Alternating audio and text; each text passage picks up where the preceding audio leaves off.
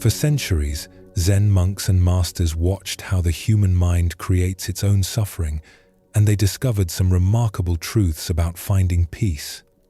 Tonight, we're going to explore these truths. These are not rules to follow or goals to achieve, but gentle reminders of what you may already know deep down. Before we begin, feel free to share what time it is and where you're listening from. Zen Buddhism doesn't ask you to believe anything special or become anyone different. It simply invites you to see clearly what's actually happening, right here, right now. Most of our distress comes not from our circumstances, but from how we relate to our circumstances. And that relationship can shift. You don't need to concentrate hard or try to remember everything. These teachings work in their own way, settling into understanding without effort. As you listen, you might notice your breathing slowing down. You might feel your body releasing tension you didn't know you were holding. This happens naturally when the mind encounters something true. So relax. Take a slow, deep breath. And let's begin our journey together. One of the most common sources of human suffering is also one of the most invisible. We hold on to things. Not just physical objects, but ideas, outcomes, relationships, versions of how life should be. We grip them tightly, believing that our happiness depends on keeping them exactly as they are. This holding is what Zen Buddhism calls attachment. It's different from caring about something or valuing it. Attachment is the belief that we must possess something permanently, that we must control it, that our well-being depends on it, never changing. And because everything in life does change, this attachment guarantees disappointment. We attach to pleasant experiences, wanting them to last forever. We attach to comfortable circumstances, resisting when they shift. We attach to people, forgetting that everyone grows and changes. We even attach to our suffering, building identities around our pain, and then clinging to those identities as if they define us. The strange thing about attachment is that it doesn't actually help us enjoy what we have. In fact, it often prevents true enjoyment. When we're holding something tightly, afraid of losing it, we're not really experiencing it. We're too busy worrying about its eventual loss. Zen teaching shows us a different way. Not detachment, which sounds cold and distant, but a kind of open-handed appreciation. Enjoying fully while understanding that nothing stays the same. Loving completely while knowing that all things change form. This understanding doesn't diminish our experience. It enriches it. In a small temple at the edge of a forest, there lived a Zen master named Tenzo. He was known throughout the region for his simplicity and his calm presence. But those who knew him well also knew about his teacup. This teacup was nothing special to look at. Plain ceramic, slightly uneven in shape, with a pale green glaze that had darkened over years of use. But it had belonged to Tenzo's teacher, who had given it to him decades ago on the day Tenzo completed his training. Every morning, Tenzo would prepare tea and drink it from this cup. He washed it carefully after each use. He kept it on a special shelf in his small room. Students noticed how his hands would cradle the cup gently, how his attention would settle when he held it. One autumn morning, a young monk named Kensho arrived at the temple. He had traveled far and was eager to begin his studies. Tenzo welcomed him warmly and showed him around the simple grounds.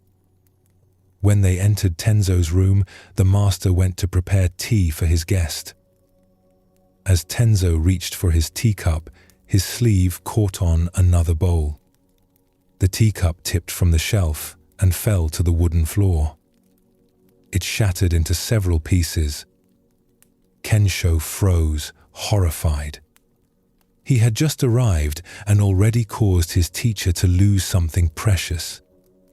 He opened his mouth to apologize, to offer to replace it somehow, to explain that he hadn't meant to crowd the doorway.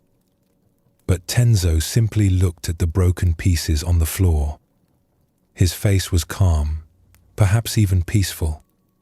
He bent down and picked up the largest fragment, turning it slowly in his hand. "How beautiful it was," he said quietly. "All these years it held my tea. Every morning, the warmth of the liquid, the taste of the leaves. It served its purpose perfectly." He gathered the other pieces and placed them in his palm. "My teacher gave me this cup 30 years ago. I've drunk from it every morning since. And now it has completed its journey as a cup. It was whole for exactly as long as it needed to be." Kensho didn't know what to say. "Master, I'm so sorry. It was precious to you." "It was precious," Tenzo agreed. "And now it's something else. These pieces are also precious. They remind me that my teacher is gone, the cup is gone, and someday I will be gone too. Everything passes. This is how things are."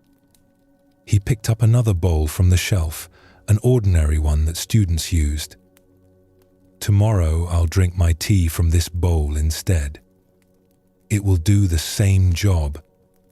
And I'll remember my teacher when I drink, just as I always have. The memory lives in me, not in the ceramic."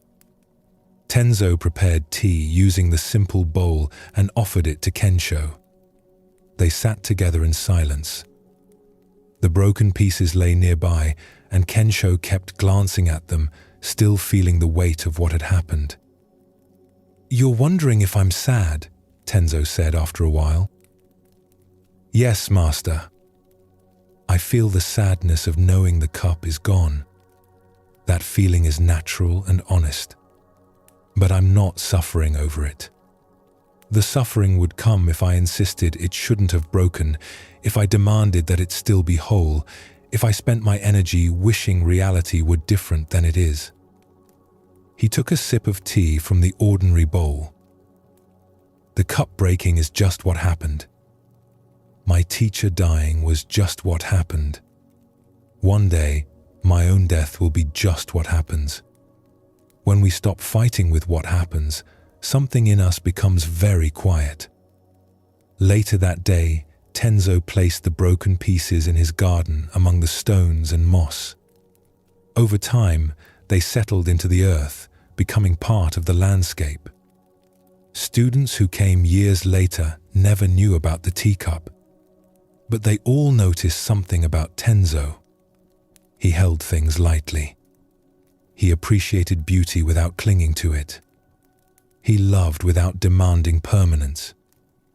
When students would ask him about non-attachment, he would sometimes bring them to the garden and show them where the broken cup had been, now nearly invisible among the natural elements.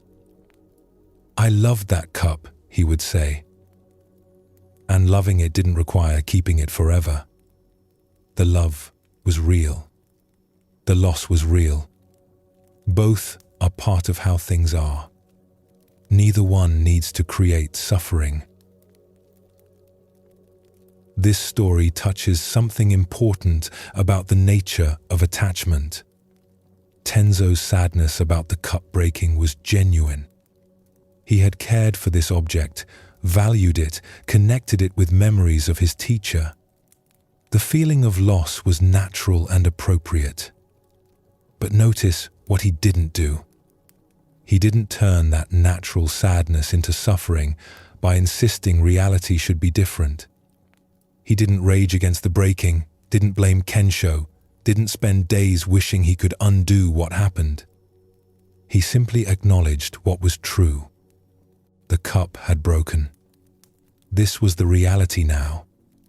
There's a fundamental insight here about the difference between pain and suffering.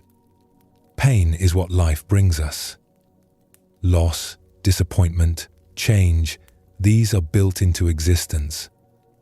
Everything that comes together eventually comes apart. Everything born eventually dies. Everything created eventually breaks. This is simply how things are, and the pain of these natural losses is unavoidable.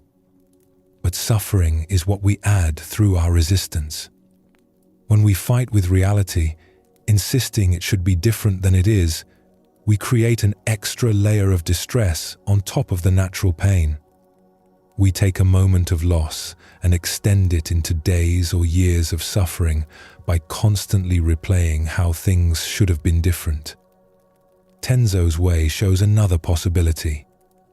We can feel the natural sadness of loss without adding the suffering of resistance.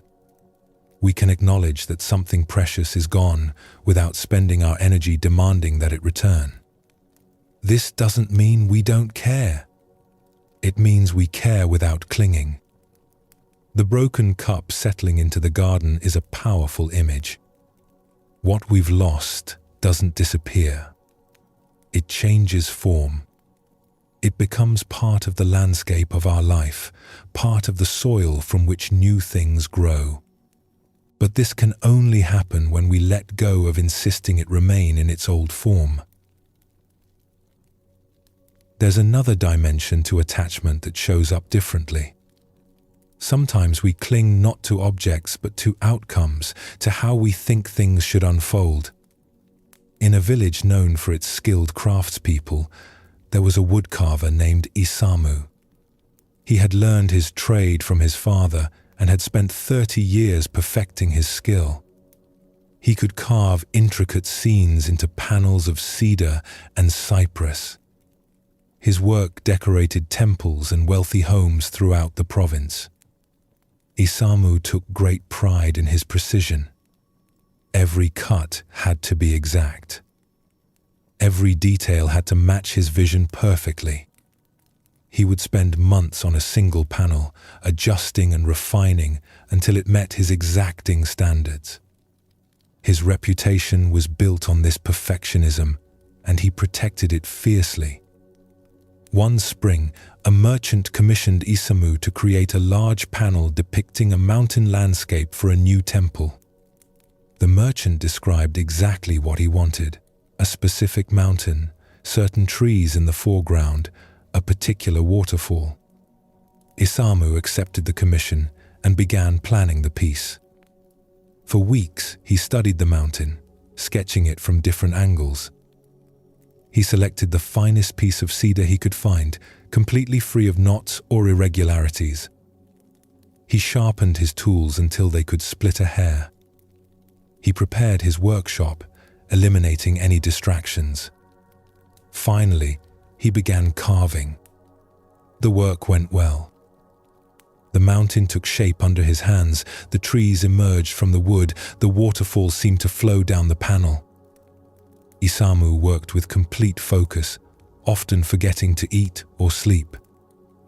This was to be his masterpiece, the work that would secure his legacy.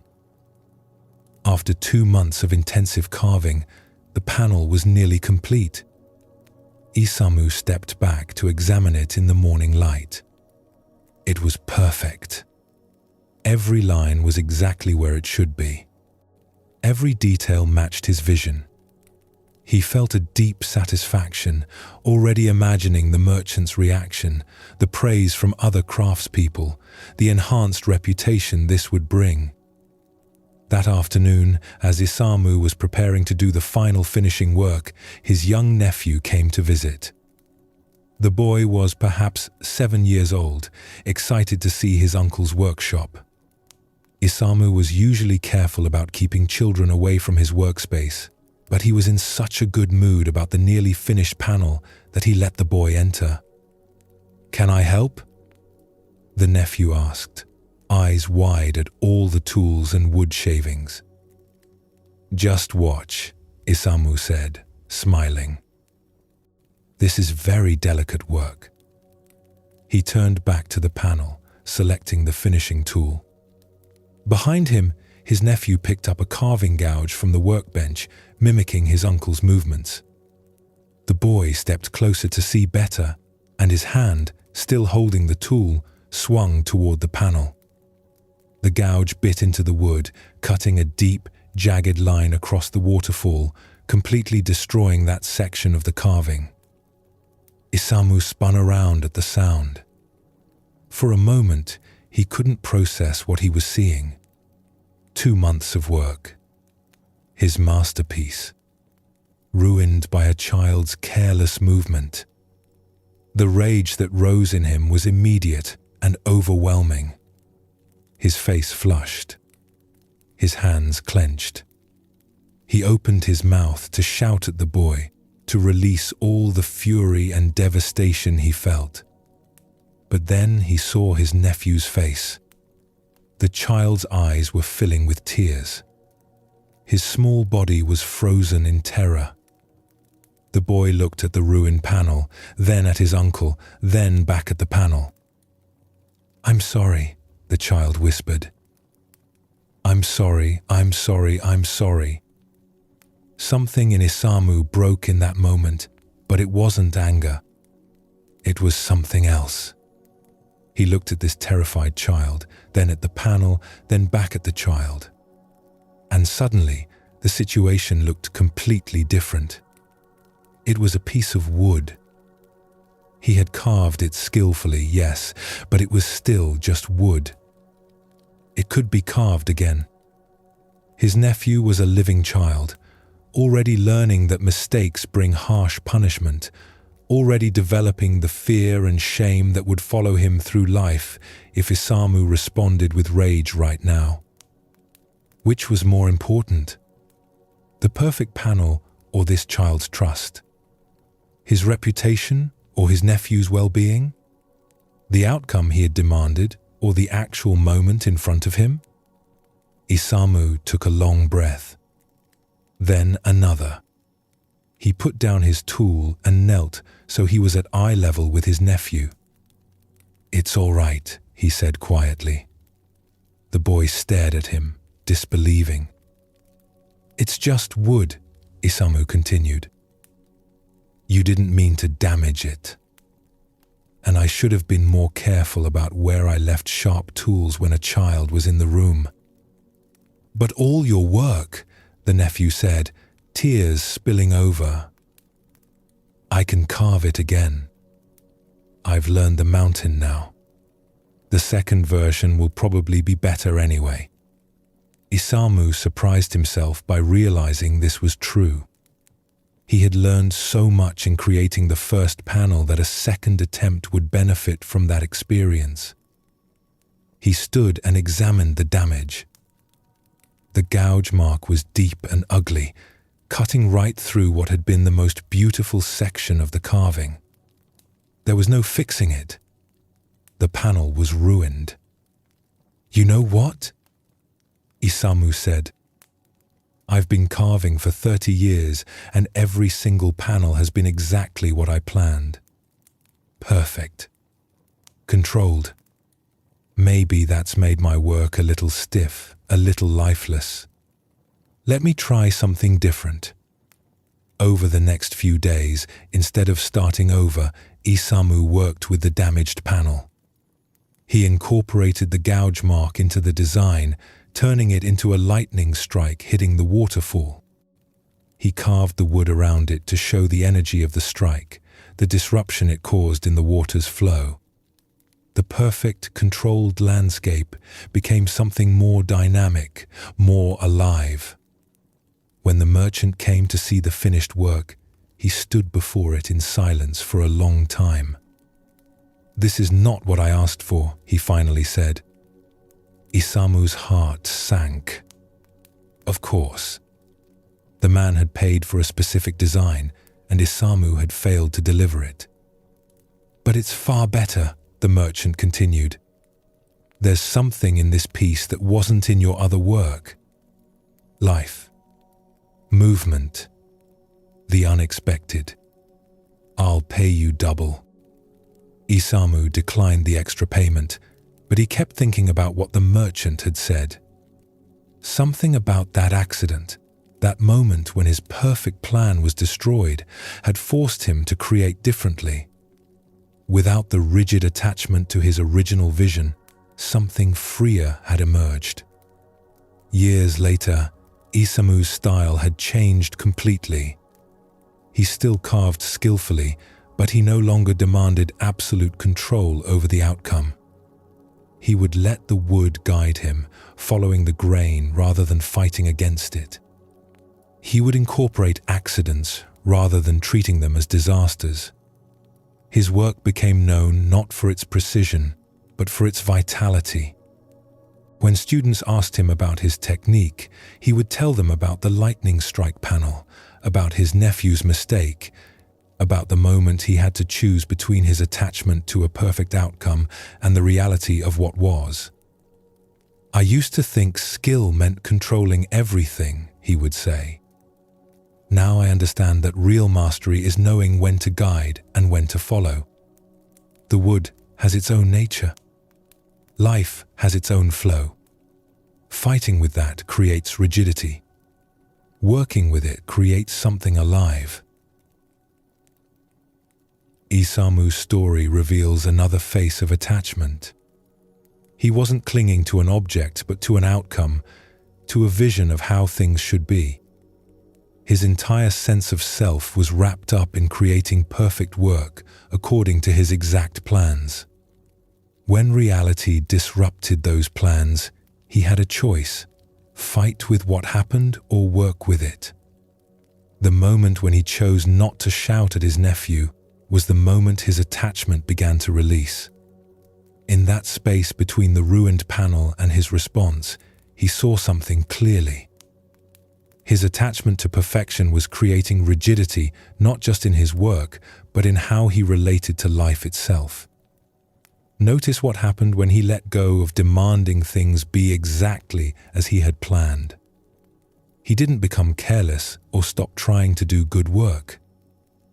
Instead, his work actually improved. The rigid control that came from attachment had been limiting him. When he released that control, something more alive could emerge. This points to a paradox that runs through Zen teaching. The things we grip most tightly are often the things we damage through our gripping. The outcomes we try hardest to force are often the ones that remain most elusive. Attachment creates a kind of desperate energy that prevents the natural unfolding of things. When we release attachment, we don't lose our connection to what we care about. We actually experience it more fully. Isamu didn't stop caring about his work when he stopped demanding perfect control. He began caring about it in a deeper, freer way. His work became an expression of engagement with reality rather than an attempt to force reality into a predetermined shape. Both Tenzo and Isamu show us that letting go of attachment isn't about becoming cold or indifferent. It's about loving things, working with things, valuing things without needing them to be permanent or controllable. This open-handed way of living doesn't diminish our experience. It enhances it, removing the layer of fear and desperation that attachment always carries with it. As you settle into rest tonight, you might notice what you've been holding too tightly. Perhaps an idea about how things should be. Perhaps a demand that something not change. Perhaps an insistence that reality be different than it is. Not to judge these attachments, but simply to see them. And in seeing them, perhaps feel what it might be like to hold things just a little more gently. We spend much of our lives trying to manage outcomes. We plan carefully, work hard, arrange circumstances, and attempt to steer events in directions we think they should go. This effort feels necessary, even virtuous. After all, aren't we supposed to take responsibility for our lives?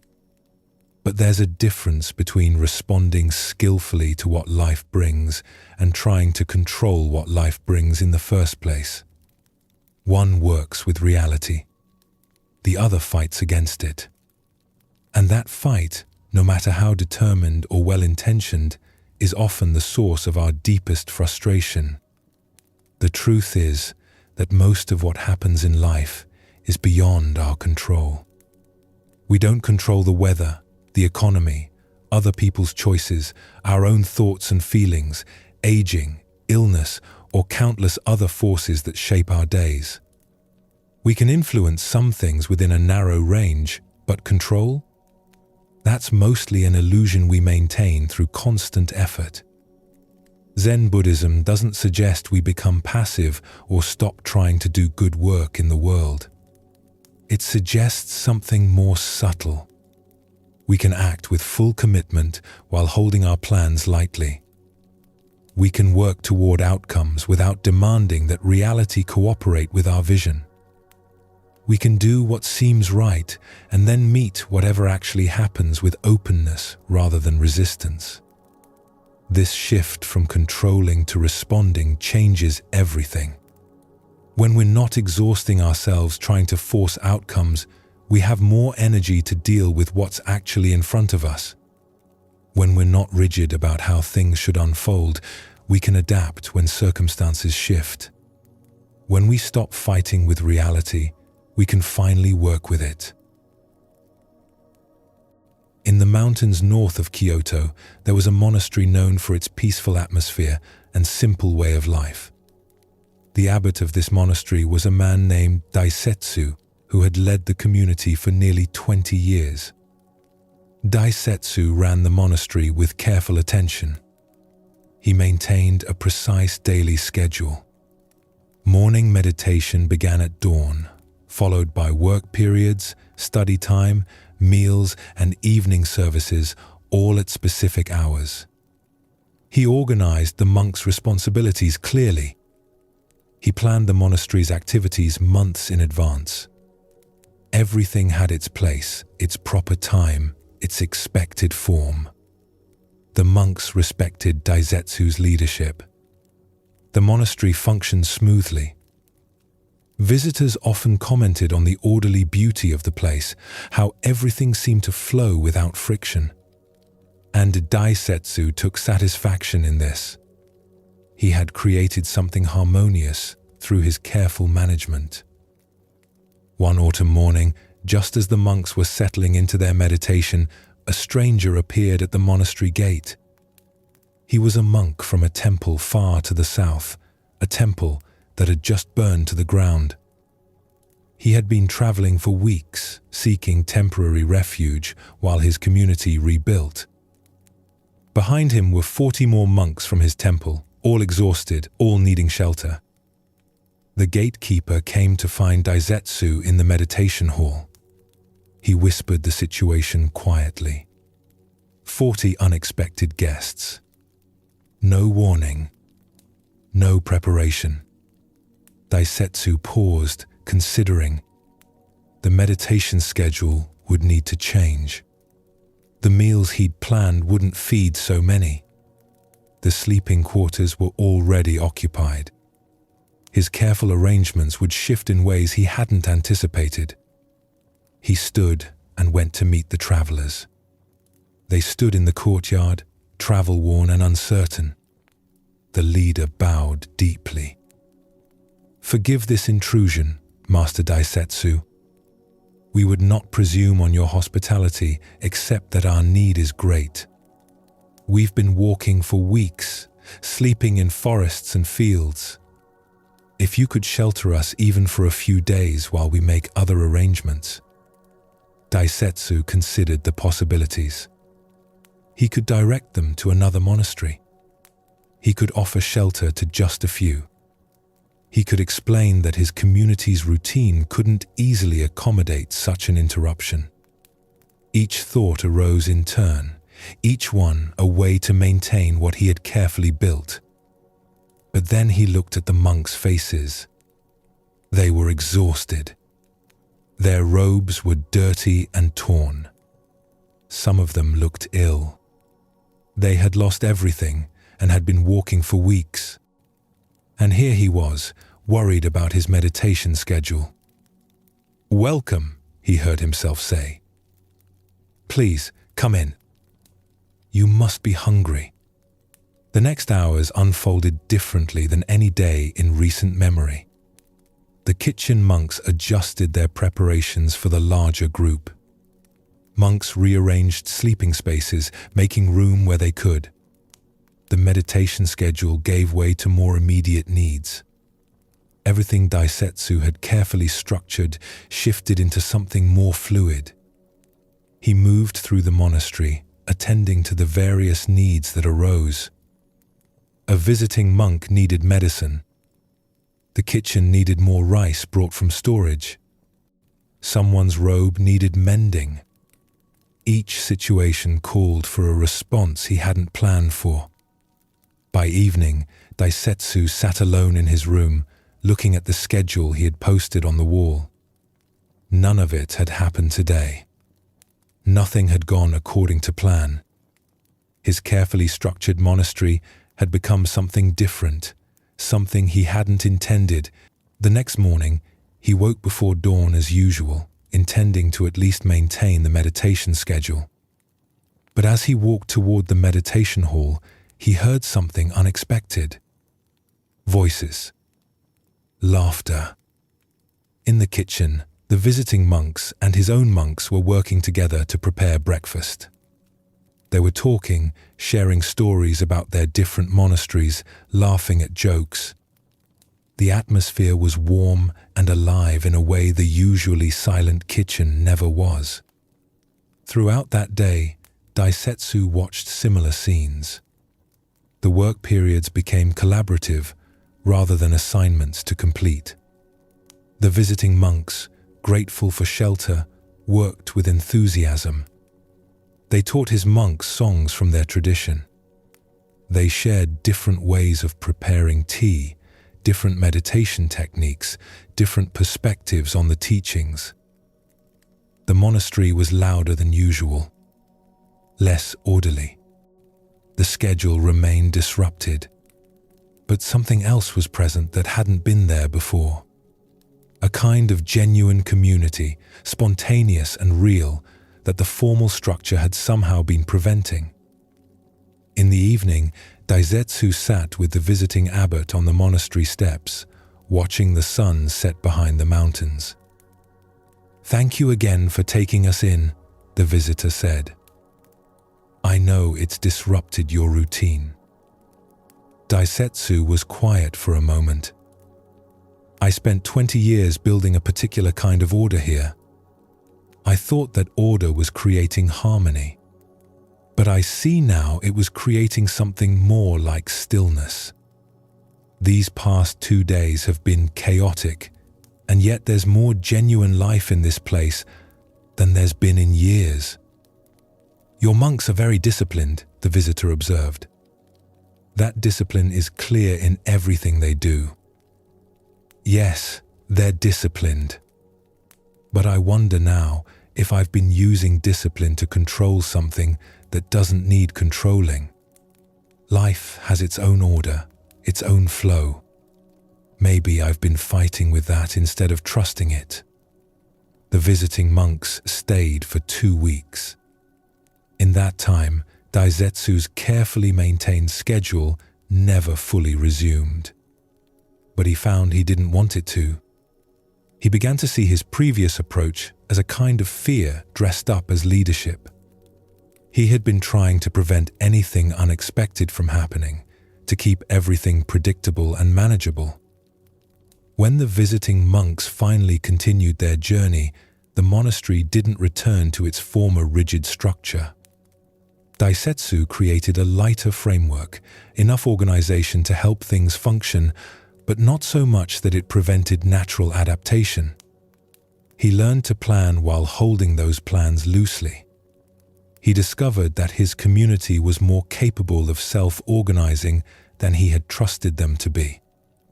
Years later, monks who had known the monastery in both eras would say it had changed completely.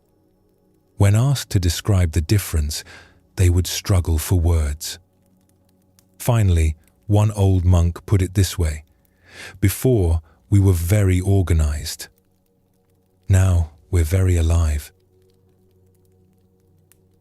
Daisetsu's experience reveals something important about the nature of control. His careful organization wasn't wrong or bad. It had created a functioning monastery, but it had also created rigidity. His need to keep everything predictable prevented the natural flow of life from moving through the place. When the unexpected visitors arrived, Daisetsu had a choice. He could try to maintain his control by sending them away or limiting the disruption they caused. Or he could let go of his need for things to go according to plan and meet the situation as it actually was. Notice that letting go didn't mean doing nothing. It meant responding to what was real rather than insisting on what he had planned. The chaos of those first days wasn't easy for him. His whole identity was wrapped up in being the one who kept things organized. Releasing that identity felt like losing himself. But what emerged was something he couldn't have planned or controlled. Genuine community arose naturally when he stopped trying to force a particular form. The monastery became more alive precisely because he stopped trying to manage every aspect of how it functioned. This points to something subtle about control. When we grip something tightly, we often squeeze the life out of it. When we insist things happen in a particular way, we prevent the natural unfolding that might lead somewhere better than we imagined. Control gives us the illusion of safety, but it often costs us vitality. There's another way that control shows up in life, not in managing outer circumstances, but in fighting with what's already happened. In a village known for its pottery, there was a woman named Shizu who had spent her whole life learning her craft. She had studied with her mother and grandmother, both skilled potters. By the time she was 40, Shizu's work was sought after throughout the region. Her bowls and vases were known for their simple beauty and their perfect forms. Shizu worked with incredible care. She would spend days preparing clay, making sure every stone and air bubble was removed. She would throw each piece multiple times until the walls were exactly the thickness she wanted. She would watch the kiln constantly during firing, adjusting the temperature precisely. Nothing was left to chance. Her pottery studio was built next to her house, and her kiln was in a small building behind it. She had designed the kiln herself, learning from the best kiln builders in the province. It was her pride, built to her exact specifications, and it fired her pottery perfectly. One summer, the rainy season came early and lasted longer than usual. For weeks, heavy rain fell almost daily. The ground became saturated. Small streams that usually ran clear became swollen and muddy. One night, Shizu woke to a deep rumbling sound. She ran outside and saw, in the darkness and rain, that the hillside behind her studio had given way.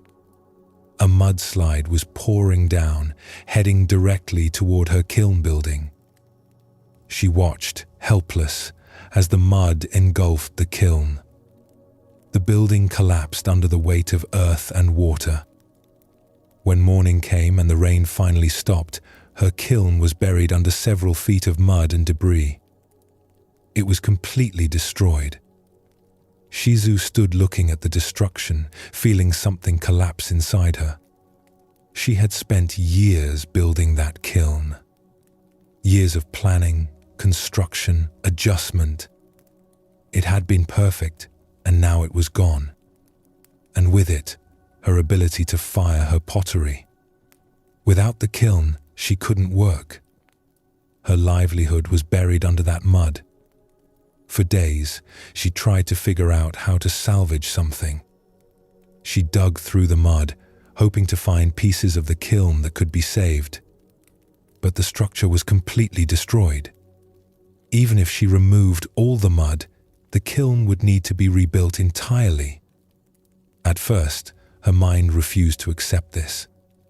She would wake each morning thinking about how to prevent what had already happened. If only she had built the kiln in a different location.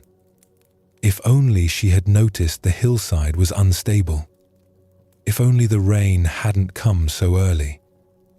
Her thoughts circled endlessly around these if-onlys, as if thinking about them enough might change what was real. A monk who sometimes visited the village saw Shizu sitting by the destroyed kiln one afternoon. He sat down near her without speaking. They sat together for a long time. "It shouldn't have happened," Shizu finally said. "I was so careful. I planned everything. The kiln was perfect." "Yes," the monk said. "It shouldn't have happened according to your plans. But it did happen according to rain and mud and gravity. I can't accept this. Everything I built is gone." "Not accepting it doesn't change it," the monk said gently.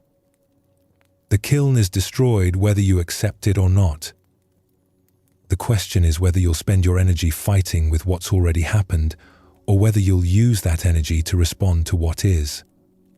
Shizu felt anger rise. "So I'm just supposed to be happy about this?" "Not happy, but perhaps not at war with reality. Right now, you're exhausting yourself trying to mentally undo what cannot be undone. That energy could be building something new." Over the following weeks, Shizu noticed what the monk had pointed to. She would catch herself spending hours replaying the disaster, wishing it hadn't happened, imagining how things would be if it hadn't. None of this changed anything. The kiln remained destroyed.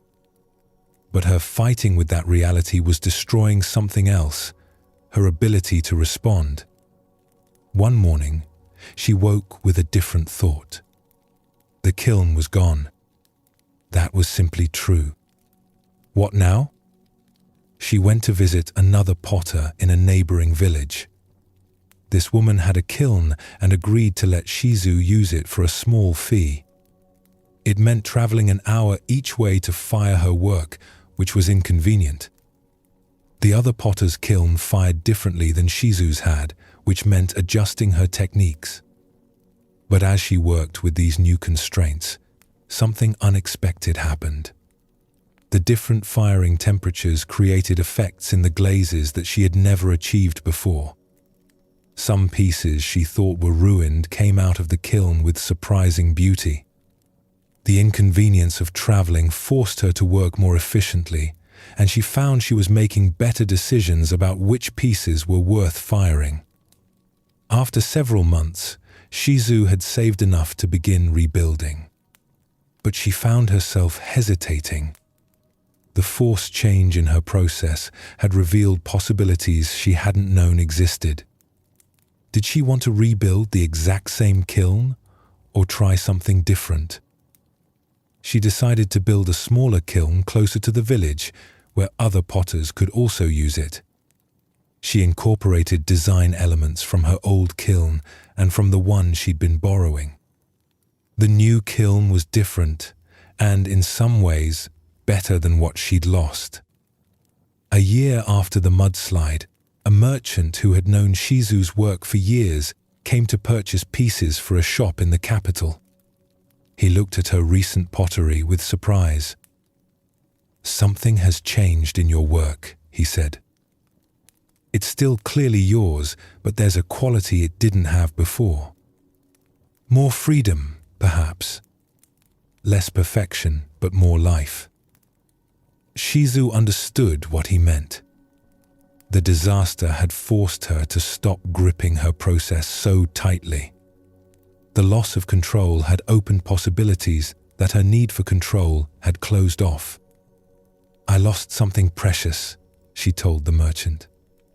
"And I spent a long time fighting with that loss, trying to undo it in my mind.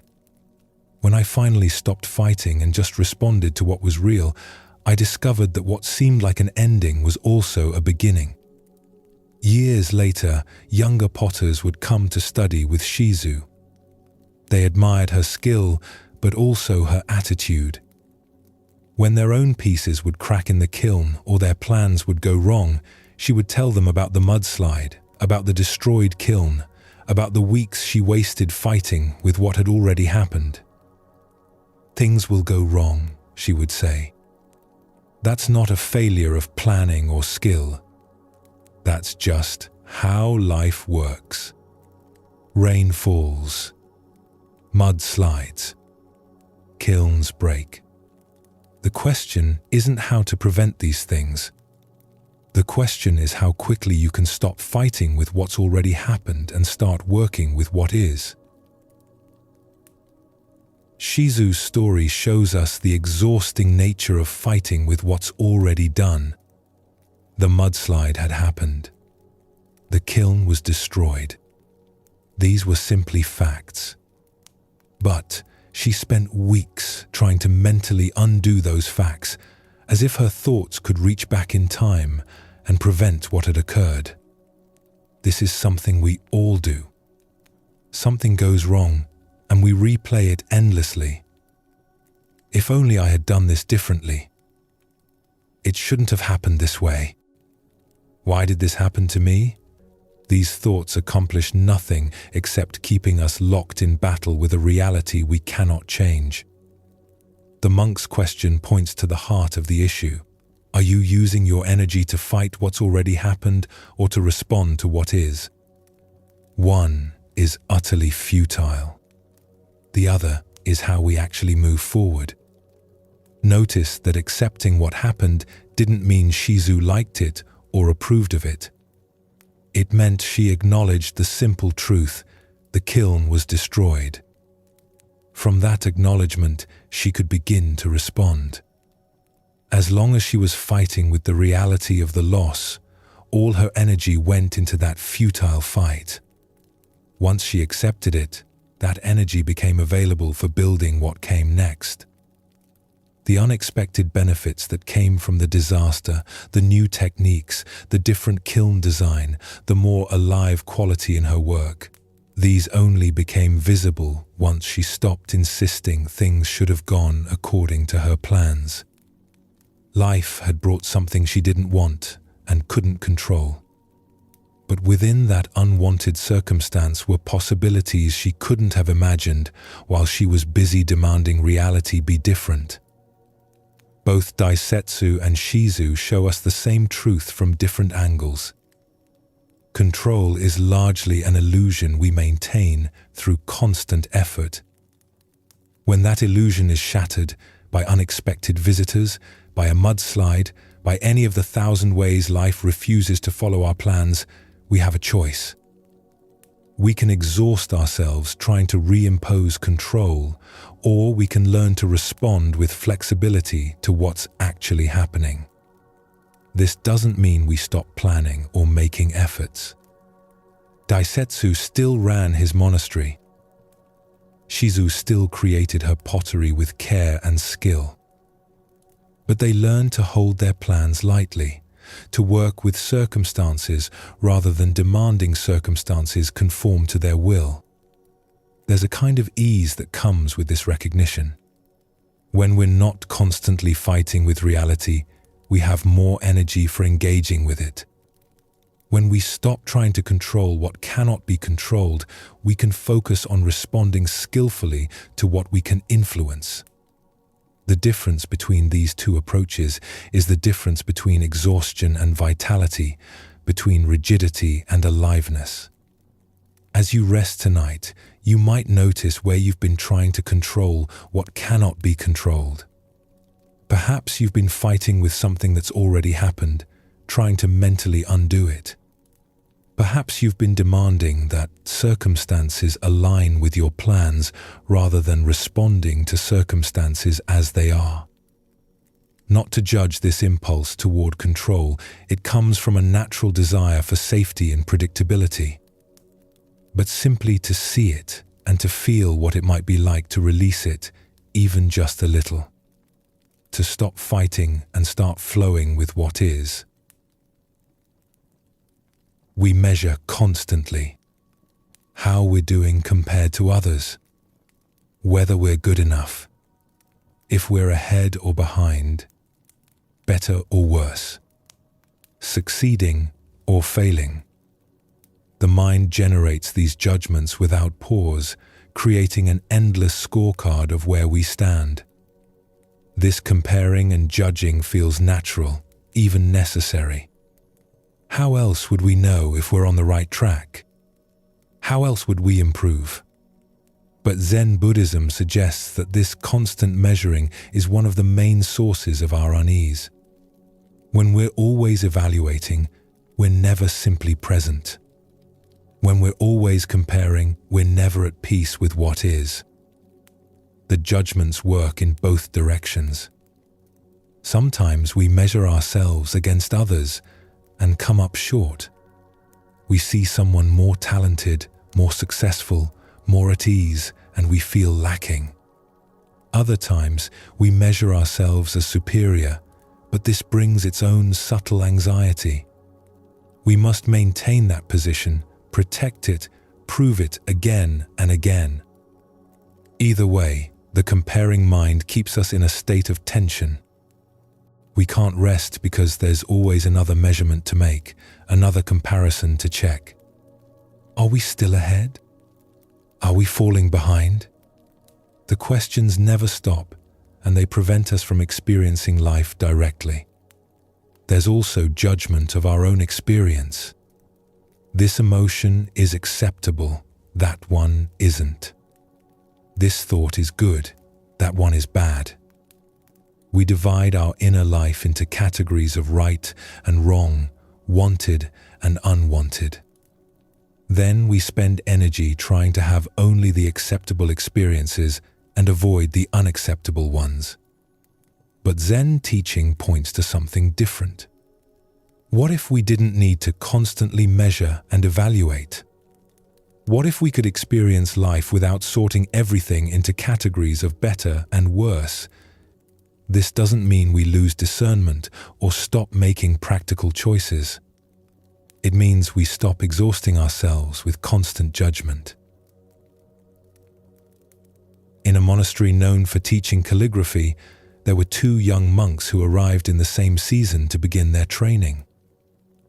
Their names were Goro and Ren, and from the first day, it was clear they had very different abilities. Goro had a natural gift for brushwork. When he picked up the brush, his hand seemed to know instinctively how to move. His characters had grace and balance from the beginning. The teacher would demonstrate a stroke once, and Goro could reproduce it. Other students would gather to watch him practice, admiring the ease with which he worked. Ren struggled with everything. His hand was stiff. His characters were awkward and unbalanced. He would practice the same stroke hundreds of times and still not achieve the form the teacher had shown. Where Goro's work looked effortless, Ren's showed the strain of intense effort. The teacher, an old monk named Kosho, treated both students with the same attention. He would correct Goro's work when needed and encourage Ren through his difficulties. But the other students began to whisper. Why did the teacher spend so much time with Ren when he clearly had no talent? Why waste instruction on someone who would never become skilled? Goro himself wondered about this. He would finish his practice quickly, his work looking polished and refined. Then he would watch Ren labor over the same exercises for hours, producing characters that still looked clumsy despite all that effort. It seemed obvious that Goro was the better student, the one who deserved more of the teacher's attention. One day, after morning practice, Kosho asked both students to stay behind. He placed 2 scrolls on the table, one from each of them. "Tell me," Kosho said to Goro, "what do you see when you look at your work?" Goro looked at his scroll. The characters were beautiful, well-formed, balanced. "I see good calligraphy," he said simply. "And what did you learn in creating it?" Goro paused. He hadn't really thought about it. The work had come easily, almost automatically. "I learned the correct form of the characters," he said finally. Kosho nodded and turned to Ren. "And you? What do you see in your work?" Ren looked at his scroll with visible disappointment. "I see clumsy characters. I see where my hand moved too quickly here, where I pressed too hard there, where I lost focus and the stroke went crooked." "And what did you learn?" "I learned that when I breathe steadily, my hand is less stiff. I learned that if I watch the ink flow onto the paper, I can feel when I'm forcing the stroke. I learned that my impatience makes the brush wobble, and when I accept that the character takes as long as it takes, the line becomes smoother." Kosho was quiet for a moment, looking at both scrolls. Goro's calligraphy is more beautiful. Anyone can see that. But Ren is learning calligraphy. Goro is simply doing what comes naturally. Goro felt something shift uncomfortably inside him. But isn't the point to create beautiful characters? The point is to understand the way through the brush. Beautiful characters are one result, but not the only one. Ren is developing awareness through struggle. He's learning to feel the connection between his breath, his attention, and his hand. You create beauty without effort, which is a gift. But Ren is learning something deeper. Over the following months, Goro began to watch Ren's practice differently. He noticed how focused Ren became, how completely present to each stroke. When Ren made a mistake, he would pause and examine it carefully, trying to understand exactly what had happened. When a character came out better than before, he would note what had been different in his approach. Goro realized that his own practice had become mechanical. Because the work came easily, he rarely paid deep attention to it. He would complete his exercises while his mind wandered to other things. The beauty of his calligraphy was effortless, but he was learning very little. He began to practice differently, bringing the same careful attention that Ren brought naturally through necessity. He slowed down. He paid attention to his breath, his posture, the feeling of the brush in his hand. His calligraphy became even more refined, but more importantly, he began to understand what Kosho had been teaching. Years passed. Goro's work remained technically superior, his characters more beautiful by conventional standards. But Ren's calligraphy had developed a quality that was harder to name. Each character showed the presence of the person creating it. The strokes had life in them, evidence of full attention and genuine engagement. When students would ask Kosho about the difference between natural talent and dedicated practice, he would sometimes show them scrolls from both monks, not identifying which was which. "This one," he would say, pointing to Goro's work, "shows mastery of technique. And this one, pointing to Ren's, shows mastery of self.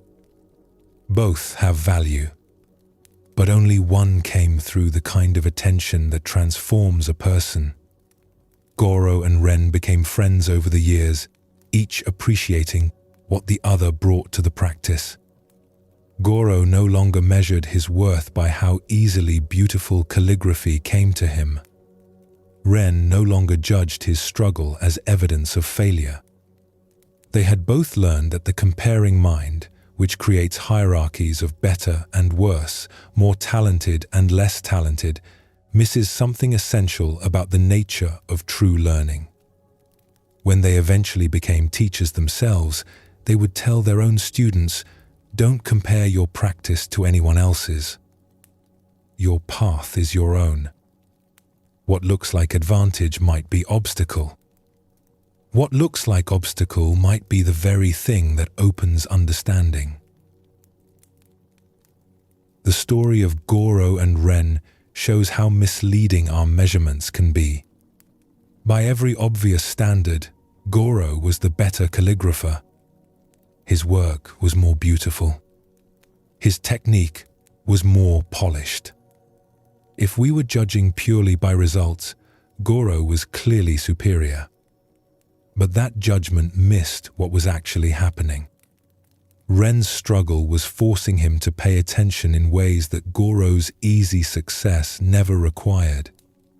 Ren was developing a quality of presence that would eventually make his work profound, despite its technical imperfection.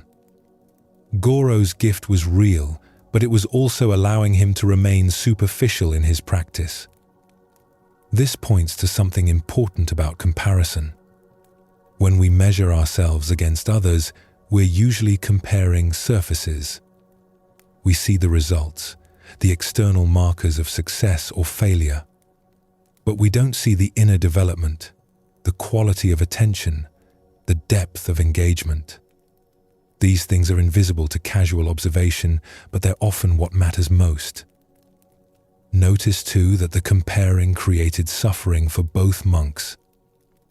Goro felt superior, which prevented him from learning deeply. Ren felt inferior, which made his genuine progress feel like failure. Both were trapped in a story about better and worse that obscured what was actually true. When Kosho pointed out what was really happening, both monks could begin to see beyond their judgments. Goro could appreciate the depth that struggle can bring. Ren could recognize that his difficulty was teaching him something valuable. The comparing mind fell away, and they could both simply engage with their practice as it was. There's another way that comparison creates suffering. Sometimes we measure ourselves not against distant others, but against people in our immediate world, people whose presence reminds us daily of what we think we lack. In a village known for its fine textiles, there were two weavers whose homes stood side by side. One was named Chiyo, the other Hana. They had grown up together, learned weaving from the same teacher, and had opened their workshops at nearly the same time. For years, they worked alongside each other in friendly companionship. They would share tea in the afternoons, discuss techniques, show each other new patterns they were developing. Each appreciated the other's skill, and there was no tension between them.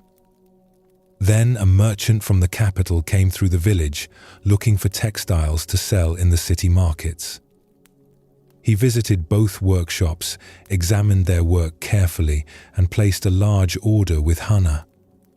Her patterns, he said, had a sophistication that would appeal to wealthy customers in the capital. He placed no order with Chiyo. Chiyo told herself she was happy for her friend. And part of her was. But another part began to notice things she hadn't paid attention to before. Hana's workshop was slightly larger than hers. Hana's loom was newer. When customers came through the village, they seemed to spend more time in Hana's shop. She began to compare their work in ways she never had before. When she looked at her own weaving, she saw flaws she hadn't noticed previously. The colors seemed duller next to Hana's vibrant dyes. The patterns seemed simpler, less interesting. She found herself wondering why her work wasn't as good, what she was doing wrong, why the merchant hadn't chosen her. These thoughts, once started, grew stronger. She would lie awake at night thinking about it. She would watch Hana's workshop from her window, noticing when customers entered, wondering what they were buying.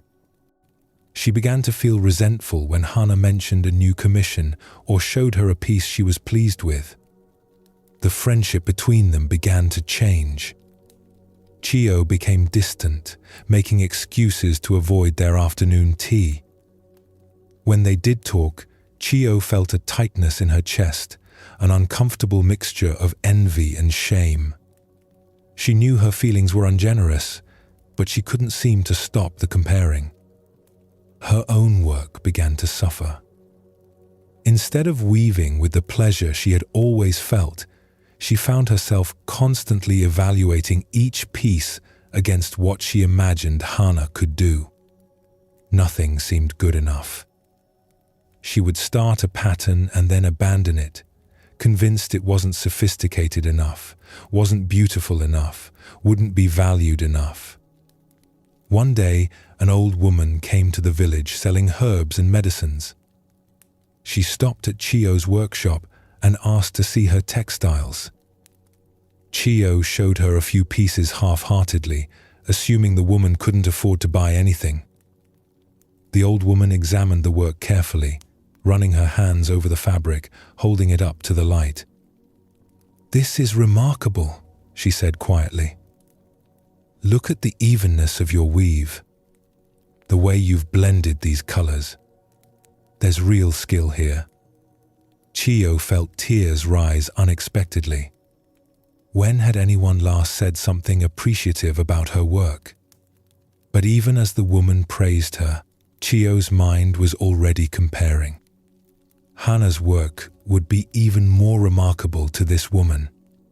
Hana's skill was greater. "You don't believe me," the old woman observed. "Your neighbor is a more skilled weaver." "I haven't seen your neighbor's work." "I'm looking at yours. But hers is better. Everyone knows that. A merchant from the capital chose her work, not mine." The old woman set down the textile she was holding. "And so you've decided your work has no value?" "It has less value." "That's just true." "Is it? Or is that a story you're telling yourself?" The old woman moved to the window, looking out at the village. "I've lived a long time. I've seen many skilled craftspeople, many talented artists. And I've noticed something. The ones who spend their energy comparing themselves to others rarely develop their full potential. They're too busy measuring to create. But how can I not compare? She's right there, working beside me, creating things more beautiful than what I create. You're not looking at her work. You're looking at your idea of her work. You're imagining it's perfect while yours is flawed. But I'd wager if you looked honestly, you'd see that both of you have strengths and both have weaknesses. You've just decided hers are strengths and yours are weaknesses." The old woman picked up another piece of Chiyo's weaving. This piece has a simplicity that's very appealing. The pattern is clear and restful. Some people want sophistication and complexity. Other people want something that feels calm and honest. Different doesn't mean worse. After the woman left, Chiyo sat in her workshop for a long time. She looked at her textiles, really looked at them, trying to see them without immediately comparing them to Hana's work. It was harder than she expected.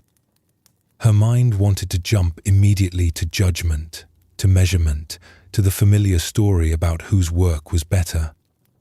But when she managed to just see her own weaving, without comparison, she noticed things she had been overlooking. There was care in her work. Steadiness. A kind of quiet beauty that she had stopped appreciating because it wasn't the same as the bold beauty of Hana's pieces. Over the following weeks, Chiyo tried to catch herself when the comparing started. It happened dozens of times a day.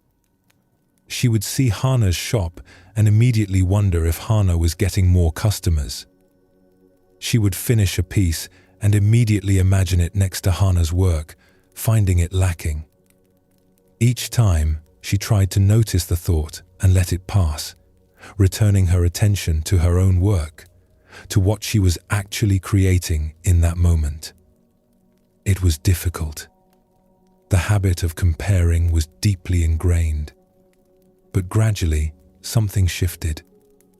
She began to take pleasure in weaving again, not because she had decided her work was better than Hana's, but because she had stopped asking that question. Her textiles were what they were. Hana's were what they were. Both could be true without one diminishing the other. One afternoon, Chiyo saw Hana working in her garden and felt an impulse she had been avoiding for months. She walked over and asked if Hana would like to share tea the way they used to. Hana's face brightened immediately. "I'd love that. I've missed our talks." They sat together, and Chiyo found that the tightness she'd been feeling around Hana had eased. She could hear about Hana's recent commissions without the sharp edge of envy. She could show Hana her own work without the painful comparing. They were just two weavers again, sharing their craft, each on their own path. Years later, both women would be known throughout the region for their textiles. Hana's work became prized for its complexity and innovation. Chiyo's became valued for its clarity and restraint. Different merchants sought them out for different reasons. Both had full workshops and satisfied customers. When younger weavers would ask Chiyo for advice, she would often tell them, "Learn from others, certainly. Appreciate skill wherever you find it. But don't measure your work against anyone else's. The comparing mind will steal your joy and limit your growth. Make what is yours to make, and let that be enough." Chiyo's experience shows how poisonous comparison can become when we let it take hold. What started as a simple observation that the merchant chose Hana's work over hers grew into a consuming preoccupation. Every interaction with Hana became filtered through the lens of who was better, who had more success, whose work was more valued. The comparing didn't help Chiyo improve. It didn't motivate her to develop her skills. Instead, it paralyzed her creativity and damaged a genuine friendship. She couldn't see her own work clearly anymore because she was always seeing it through the distorting lens of comparison. Notice what happened when the old woman simply looked at Chiyo's weaving without comparing it to anything else. She could see its actual qualities, the skill and care that were genuinely present. Chiyo had lost the ability to see these things because she had made comparison her primary mode of perception. The work of releasing comparison wasn't easy for Chiyo. It required constant attention, catching the habit as it arose, returning again and again to simply seeing what was in front of her. But as that habit loosened its grip, she could return to the direct experience of her craft. She could weave for the pleasure of weaving rather than to prove something or achieve a ranking. Both stories point to the same understanding. The comparing mind creates a false world of hierarchies and measurements that obscures the actual reality of each person's unique path. When we're caught in comparison, we can't see clearly. We can't appreciate what's genuinely present because we're too busy measuring it against something else. This doesn't mean we lose the ability to discern quality or to learn from those who are skilled. It means we stop using comparison as a way to determine our worth or to understand our experience. We can recognize that someone else is skilled without making that recognition into a judgment about our own value. We can appreciate different strengths without creating a ranking of better and worse. When the comparing mind quiets, what remains is simpler. Just this work, this moment, this particular expression of effort and attention. Not better or worse than anyone else's, just what it is.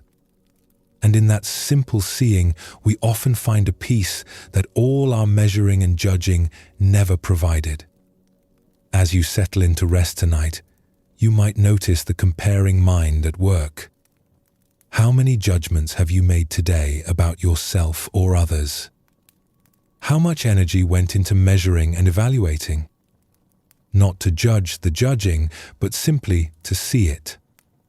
And to feel what it might be like to let some of those measurements go, to rest in the simple truth of what you are without needing to rank it or compare it to anything else.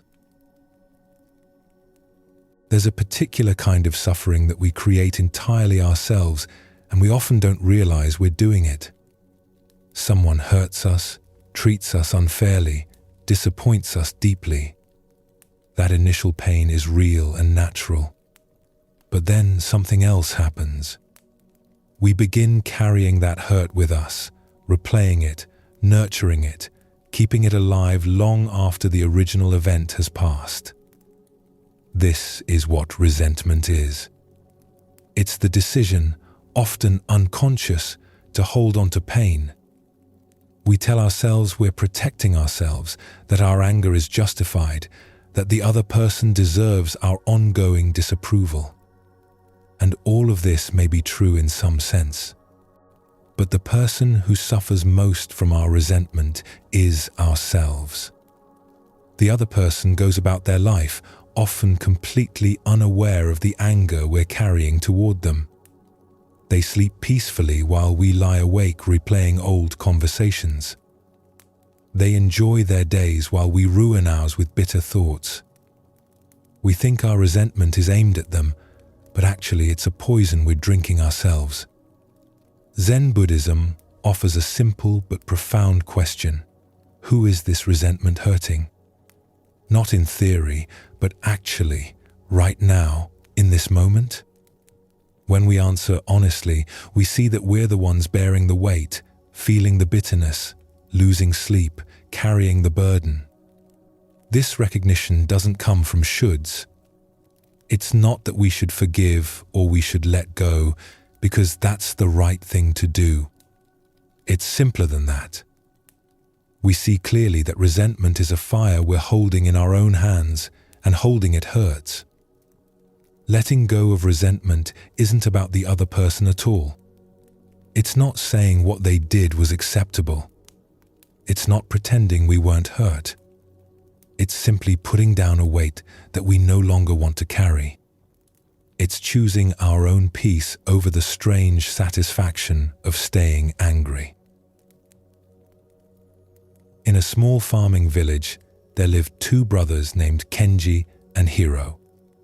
They had grown up together, worked the family land together, and lived in houses side by side. For many years, they were close, helping each other with harvests, sharing tools, celebrating festivals together with their families. Their father had left them the family land equally when he died, making clear that both sons should work it together and share the yield. For several years, this arrangement worked well. They would decide together what to plant, work the fields side by side, and divide the harvest fairly. Then came a year of poor rains. The crops suffered, and the harvest was much smaller than usual. When it came time to divide what they'd grown, a disagreement arose. Kenji believed he had worked more hours that year because Hiro had been sick for part of the season. He felt he deserved a slightly larger share to reflect his extra labor. Hiro pointed out that he had contributed more seed from his own stores when they were running short, and his tools had been used for most of the work. Each brother felt his contribution had been greater. The conversation became heated. Words were said that hadn't been meant, or had been meant, but shouldn't have been spoken. Kenji accused Hiro of being lazy. Hiro called Kenji selfish and ungrateful. They divided the harvest roughly in half and parted in anger. That might have been the end of it. An argument between brothers, unpleasant but not unusual. But Kenji couldn't let it go. He replayed the conversation in his mind, thinking of better things he should have said. He watched Hiro's house, noting when his brother seemed to be relaxing instead of working. He collected evidence in his mind of every time Hiro had been inconsiderate or unfair, reaching back years for examples. When neighbors would visit, Kenji would find ways to mention the disagreement, painting himself as the wronged party. He stopped attending village gatherings if Hiro would be there. He instructed his family not to speak to Hiro's family. What had been a single argument grew in Kenji's mind into a fundamental betrayal. Years passed this way. The brothers worked separate sections of the land, never speaking, never acknowledging each other even when they passed on the road. Kenji's resentment had become part of his daily life, as familiar as his morning routine. He thought about the injustice regularly, felt the anger rise, rehearsed what he would say if Hiro ever apologized. But Hiro never apologized. In fact, Hiro seemed to go about his life normally. He worked his fields, spent time with his family, participated in village life. Sometimes Kenji would see him laughing with neighbors, and the sight would make Kenji's anger flare even hotter. How could Hiro be happy when he had wronged his own brother? One spring, a traveling monk named Daiki stopped in the village. He was walking from temple to temple and needed a place to rest for a few days. Kenji offered him shelter, glad for the company since he had isolated himself from much of the village. They sat together in the evenings, and Kenji found himself telling the monk about his brother, about the argument, about the unfairness of it all. The monk listened quietly, not interrupting. "So you see," Kenji concluded, "I have good reason to be angry. What he did was wrong." "Perhaps it was," the monk said. "But tell me, how is your life these days?" "What do you mean? Are you happy? Do you sleep well? Do you enjoy your work?" Kenji paused. Now that he thought about it, he wasn't happy. He often lay awake at night, thinking about Hiro. His work in the fields felt lonely and bitter. He had distanced himself from friends and neighbors in his anger. Even time with his own family was colored by his resentment. "Not particularly," he admitted. "And your brother? How does he seem?" "He seems fine," Kenji said with some bitterness. "That's what makes it worse. He wronged me and he's fine." The monk was quiet for a moment. "So he wronged you once, several years ago. And since then, you've been punishing yourself daily by carrying anger toward him. Does that seem wise?" "I'm not punishing myself. I'm holding him accountable." "Are you? Does he feel held accountable? Or does he simply go about his life while you sit here, alone, angry, unable to sleep, separated from your community?" Kenji wanted to argue, but he couldn't find the words. What the monk said was uncomfortably true. His resentment toward Hiro wasn't affecting Hiro at all. It was only affecting himself. "But I can't just forget what he did." "I'm not suggesting you forget. I'm asking whether you want to continue carrying this weight. Not because Hiro deserves your forgiveness, but because you deserve peace." Over the next few days, Kenji thought about this. He began to notice how often his mind turned to thoughts of Hiro, to the old argument, to his list of grievances. He saw how much energy he was spending on this resentment. Energy that could have gone into enjoying his work, his family, his life. He realized something uncomfortable. The argument with Hiro had lasted perhaps an hour, but he had been having that argument in his mind every day for years. Hiro had hurt him once. Kenji had been hurting himself thousands of times since, replaying it endlessly. One morning, Kenji woke and made a decision. He didn't want to carry this anymore. Not because Hiro deserved forgiveness, but because he himself deserved freedom from this constant anger. He walked to Hiro's house. His brother saw him coming and stood in the doorway, uncertain. "I came to say I'm done with this," Kenji said.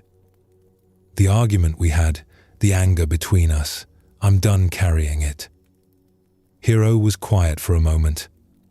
"I've wanted to speak to you many times over the years. I was wrong in some of what I said that day. I was angry and spoke harshly." "I was wrong too," Kenji admitted. "But more than that, I was wrong to hold on to it for so long. I've wasted years on this." They didn't fall into each other's arms like brothers in a story. The reunion was quiet and somewhat awkward. Years of separation couldn't be undone in a moment. But something had changed. The weight Kenji had been carrying was gone. In the weeks that followed, Kenji noticed the difference. He slept better. His work felt lighter. He rejoined village gatherings. He smiled more easily. His family commented that he seemed more present, more himself. His relationship with Hiro slowly rebuilt over time. It never went back to exactly what it had been before the argument, but it became something real again. They would help each other during busy seasons. They would share a meal occasionally. They were brothers again, imperfectly but genuinely. Years later, when Kenji was an old man, younger villagers would sometimes ask him for advice about conflicts and grudges.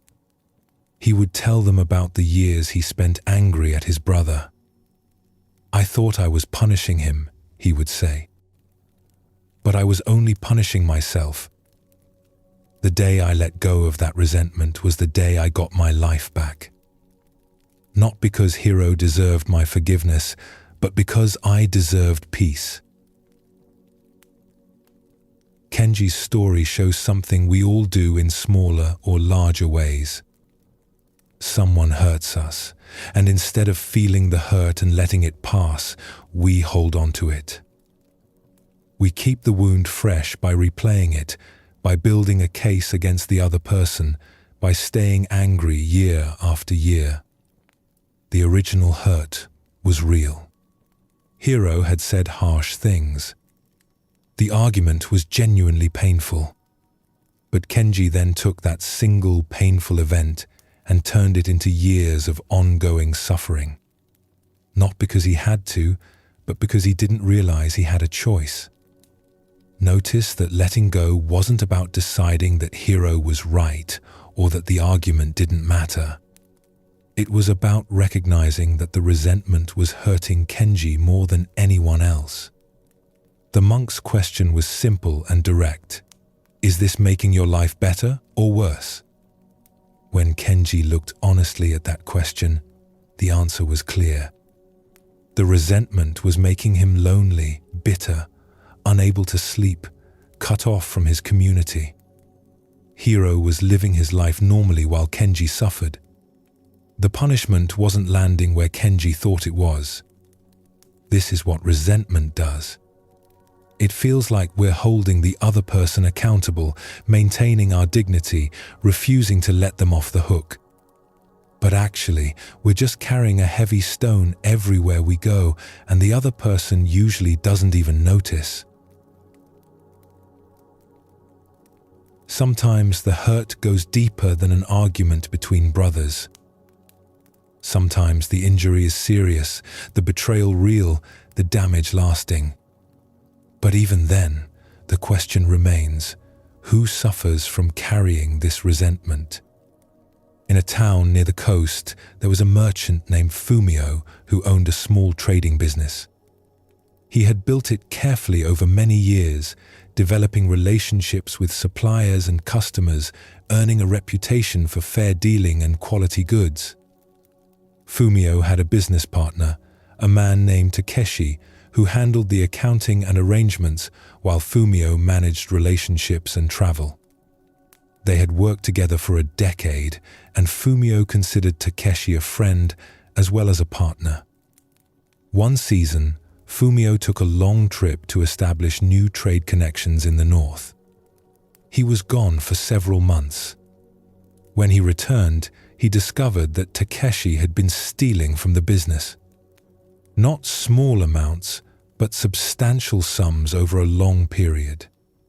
Takeshi had been keeping a separate set of books, showing Fumio records that made it look like the business was barely profitable while actually pocketing a large portion of the earnings. When confronted, Takeshi showed no remorse. He claimed he deserved the extra money, that he did more work than Fumio realized, that Fumio was gone too often to understand the business anymore. He left the partnership and moved to another town, taking with him money that legally belonged to both of them. Fumio was devastated. He had trusted Takeshi completely. The betrayal felt personal and profound. And the financial loss was serious, threatening the business he had worked so hard to build. In the months that followed, Fumio thought about Takeshi constantly. He would lie awake at night, imagining confrontations, planning revenge, wishing for Takeshi to suffer as he was suffering. He told the story to anyone who would listen, describing Takeshi's betrayal in bitter detail. He sent letters to merchants in the town where Takeshi had moved, warning them about his former partner. The anger consumed him. His business suffered because he couldn't focus on it properly. He was short-tempered with his employees, suspicious of everyone, unable to trust. His health began to decline. He stopped eating well, stopped sleeping properly. His wife watched with concern as he grew thinner and more haggard. One evening, an old friend came to visit. They sat together in silence for a while, and then the friend said gently, "Takeshi stole your money. Are you going to let him steal your life as well?" Fumio looked at him in surprise. "What do you mean?" "Look at yourself. You're not eating. You're not sleeping. Your business is failing because you can't pay attention to it. You've pushed away people who care about you. Takeshi took your money and left. But you're the one who's still here, still suffering, still letting him damage you day after day. But what he did was terrible. He deserves my anger." "Maybe he does. But does your anger hurt him? He's in another town, starting over, probably not thinking about you at all. Meanwhile, you're here destroying yourself over what he did. So I should just forget about it? Pretend it didn't happen? No. Remember it clearly. Learn from it. Take whatever practical steps you need to protect yourself and your business. But stop drinking the poison of resentment. It's killing you, not him." Fumio sat with this for a long time. Part of him wanted to reject the advice. His anger felt justified, even righteous. Takeshi had wronged him terribly. Surely he had a right to his anger. But another part of him recognized the truth in his friend's words. He looked at what his life had become since the betrayal. He had been robbed once by Takeshi. But he had been robbing himself every day since, stealing his own peace, his own health, his own capacity to live. He thought about his business, which he had loved before all this happened. He thought about his wife, whom he had been neglecting.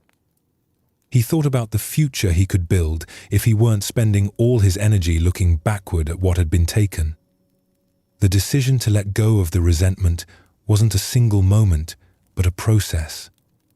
Each time thoughts of Takeshi would arise, bringing the familiar anger with them, Fumio would notice and choose differently. He wouldn't feed those thoughts with attention. He wouldn't rehearse the story of betrayal one more time. It was difficult. The habit of anger was strong, and the hurt was real. But gradually, the resentment began to loosen its grip. Fumio found he could go hours without thinking about Takeshi, then days. The anger still arose sometimes, but it didn't consume him the way it had. He began to rebuild. He restructured his business, implementing new safeguards. He hired a new partner, though he was more careful this time about trust. He apologized to his wife for his absence and began to reconnect with her. He started eating properly again, sleeping better. His health improved. A year after the betrayal, Fumio's business was doing better than it had in years. He had learned from what happened, had become wiser about trust and oversight, had created systems that protected the business better. The loss had taught him things that made him a better merchant. One day, he heard that Takeshi's new ventures had failed and that he was struggling financially. Fumio felt a moment of satisfaction, but it was brief and hollow. He realized he didn't really care what happened to Takeshi anymore. That chapter was closed. When younger merchants would come to him for advice, he would sometimes tell them about the betrayal and what he learned from it. But the focus was never on Takeshi or revenge or the injustice of it. The focus was on what he had discovered about the cost of resentment. Someone will wrong you in business, he would say. That's almost inevitable. The question is whether you'll let that wrong continue to damage you long after the other person has moved on. The betrayal was Takeshi's choice, but the suffering I went through afterward was my choice. I could have chosen differently. Fumio's hurt was deeper and more justified than Kenji's. Takeshi's betrayal was serious, the damage real. No one would have blamed Fumio for being angry. The anger was natural and understandable. But natural and understandable doesn't mean helpful. The anger wasn't bringing Fumio's money back. It wasn't punishing Takeshi. It wasn't protecting Fumio from future betrayals. It was simply making Fumio's life smaller, darker, more painful. The friend's question cut to the heart of it. Are you going to let him steal your life as well? Takeshi had already taken money from Fumio. By holding on to resentment, Fumio was letting Takeshi continue to take from him. His peace, his health, his relationships, his capacity to move forward, all of these were being sacrificed to anger that served no purpose. Letting go wasn't about pretending the betrayal was acceptable or that Takeshi was a good person. Fumio learned from what happened. He changed his practices. He became wiser. But he stopped carrying the emotional weight of the betrayal as a daily burden. Both Kenji and Fumio discovered the same truth. Resentment is a fire we hold in our own hands. We think we're directing it at someone else, but we're the ones getting burned. The other person, whether they wronged us accidentally or deliberately, whether the hurt was small or large, is usually off living their life. We're the ones who remain stuck, replaying old injuries, unable to move forward. The freedom that comes from releasing resentment isn't about the other person. It's not forgiveness in the sense of saying what they did was fine. It's simpler and more self-interested than that. It's recognizing that holding this anger is hurting us and choosing to put it down. This doesn't happen all at once. The habit of resentment is often deep and well practiced. But each time we notice the resentful thought arising and choose not to feed it, we loosen its grip a little. Each time we redirect our attention from old hurts to present possibility, we reclaim a bit of our life. The person who wronged us may never apologize, may never suffer consequences, may never even realize the impact of their actions. That's not within our control. But whether we continue to suffer over what they did, that's entirely up to us. As you rest tonight, you might notice if you're carrying resentment toward anyone. Not to judge yourself for it, but simply to see it. And to ask yourself honestly, is carrying this making my life better? Is this weight worth bearing? Not what the other person deserves, but what you deserve. Do you deserve peace, or do you deserve to keep suffering over something that's already done? The answer, when we look clearly, is almost always obvious. And sometimes that clarity is the first step toward finally putting down what we never needed to carry in the first place. Most of us spend very little time in the present moment. We're here physically, but our attention is elsewhere. We're replaying yesterday's conversation, planning tomorrow's tasks, worrying about next week, regretting last year. We're anywhere but here, anytime but now. This wouldn't matter if the past and future were places we could actually inhabit. But they're not. The past is gone, no longer existing except as memories and thoughts. The future hasn't arrived yet and exists only as imagination and projection.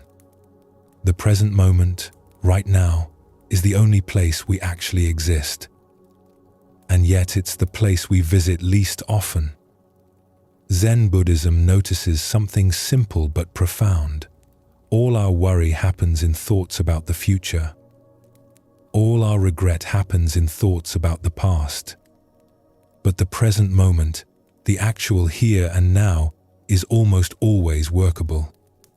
Right now, in this moment, without adding thoughts about what was or what will be, things are usually okay.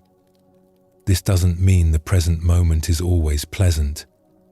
Sometimes it contains difficulty, discomfort, challenge. But even difficult present moments are different from the suffering we create by leaving the present to dwell in past regrets or future anxieties. The present moment has a quality of simplicity. It's just what it is, without the layers of story we add. When we're truly present, the mind becomes quieter. Not because we're trying to quiet it, but because thinking mostly involves past and future. When attention is fully here, fully now, there's less for the mind to do. We can simply experience what's actually happening rather than thinking about it, judging it, comparing it to other moments. This presence isn't complicated. It's not a special state that requires years of training. It's available right now. It's the natural result of bringing attention to what's actually here rather than to our thoughts about what was or will be. In a village surrounded by rice fields, there was a farmer named Jiro who had worked the same land for most of his life. He knew every part of his fields, every variation in the soil, every place where water collected after rain.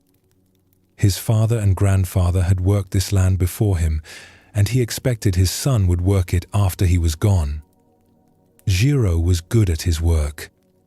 He understood the rhythms of planting and harvest, knew when to irrigate and when to let the fields rest. His yields were dependable, his rice of good quality.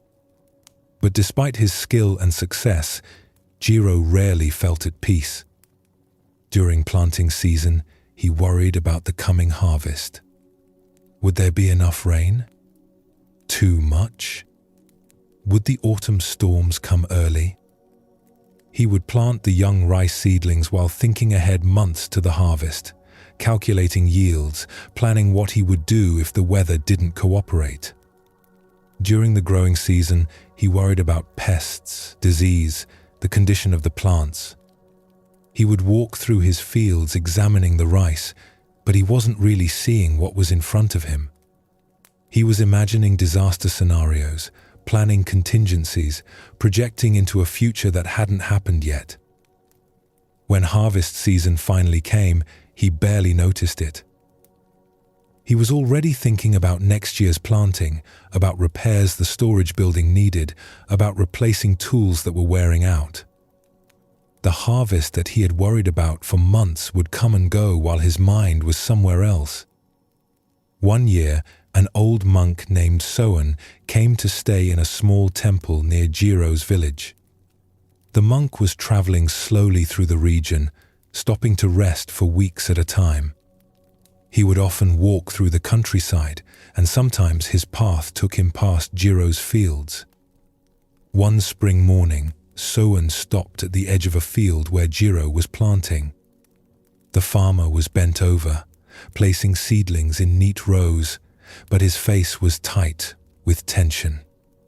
He worked quickly, mechanically, his mind clearly somewhere else. "Beautiful morning," Soen said.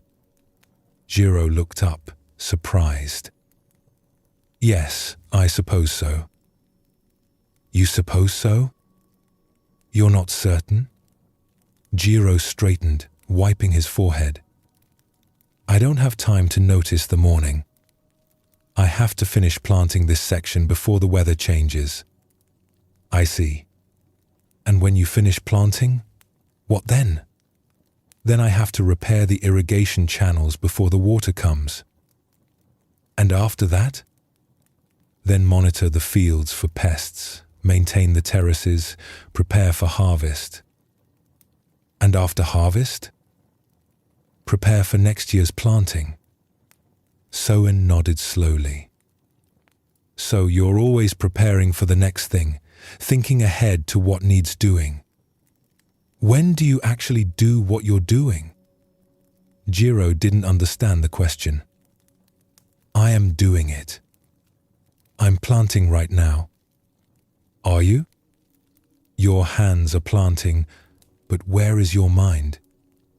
Jiro realized with some discomfort that while his hands had been placing seedlings, his mind had been calculating whether he'd have enough rice seed for the entire field, worrying about a section where water tended to pool, planning tomorrow's work. He hadn't actually been present to the planting at all. "I have a lot to think about," he said defensively. "Farming isn't simple." "No, it isn't," Soen agreed. "But tell me, does thinking about the harvest while you plant make the planting go better?" "I suppose not. But I need to plan ahead. There's a difference between planning and worry, between intelligent preparation and constant mental rehearsal of things that haven't happened yet." Over the next few weeks, Soen would sometimes appear at the edge of Jiro's fields. He never stayed long or said much, but his presence seemed to remind Jiro to notice where his mind was. And when Jiro noticed, he was almost always somewhere other than the present moment. One afternoon, while Jiro was checking the water levels in his fields, Soen asked him, "What are you doing right now?" "Checking the water," Jiro replied. "And how does the water look?" Jiro realized he didn't know. He had been walking along the irrigation channels, but he hadn't really been looking at the water. He had been thinking about whether it would rain later in the week, calculating how many days until he'd need to irrigate again, worrying about a section of channel that needed repair. "I don't know," he admitted. "I wasn't really looking." "Perhaps look now," Soen suggested. Jiro stopped and actually looked at the water moving through the channel.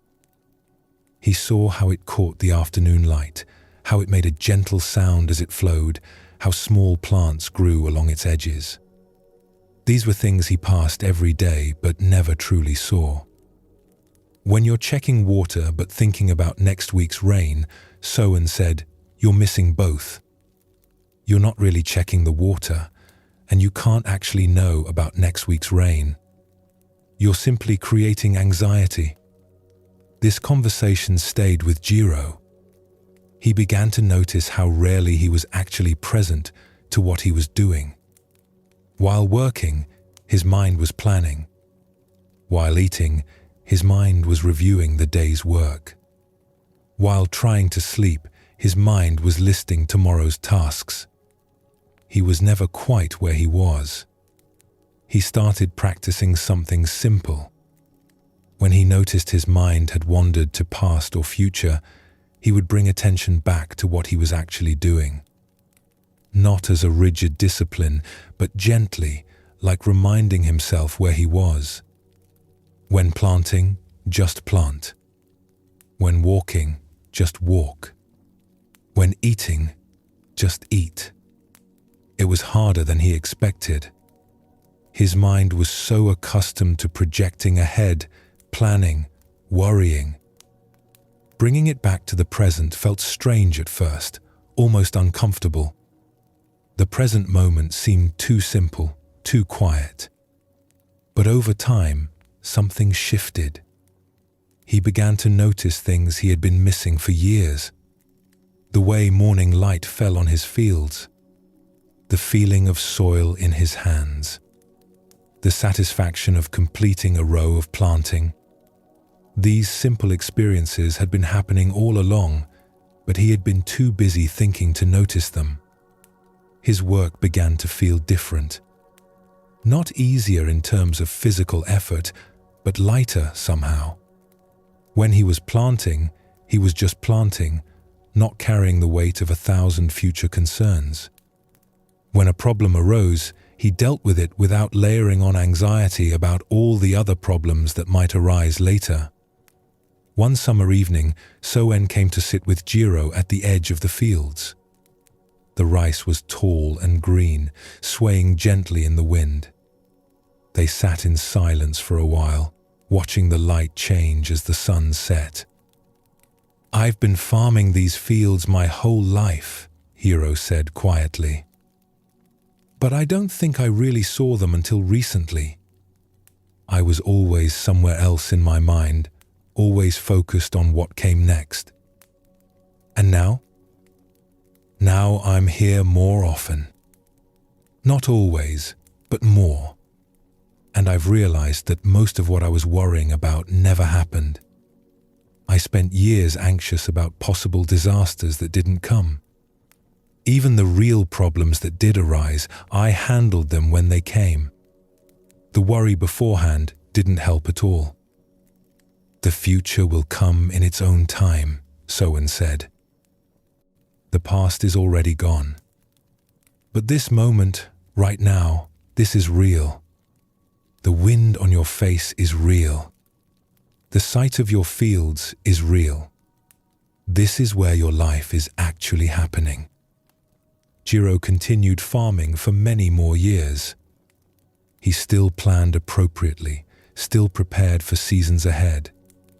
But he stopped living in constant projection and anxiety. When he planted, he was present to the planting. When he harvested, he was present to the harvest. And in that presence, he found a peace that all his planning and worrying had never provided. When younger farmers would ask him for advice, he would tell them about the years he spent missing his own life while worrying about the future. "Learn to be where you are," he would say. "The work doesn't get easier, but you'll actually be present for your life instead of always thinking about what comes next." Jiro's experience shows something many of us do without realizing it. We're physically present but mentally absent, our attention scattered across time, replaying the past or rehearsing the future. We miss the actual texture of our lives because we're too busy thinking about life instead of experiencing it. Notice that when Soen asked Jiro what he was doing, Jiro could name the activity, but he wasn't actually experiencing it. His hands were planting while his mind was months ahead at harvest. His body was checking water while his mind was days ahead worrying about rain. He was like a person watching a movie while thinking about a different movie entirely. The shift for Jiro wasn't about stopping all planning or preparation. He still needed to think ahead appropriately, but he discovered the difference between useful planning and constant anxious projection. One helps us work skillfully, the other just creates suffering without benefit. When Jiro learned to be more present, he didn't become less competent as a farmer.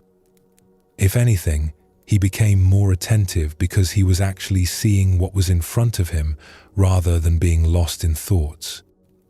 The present moment gave him better information than his anxious projections ever had.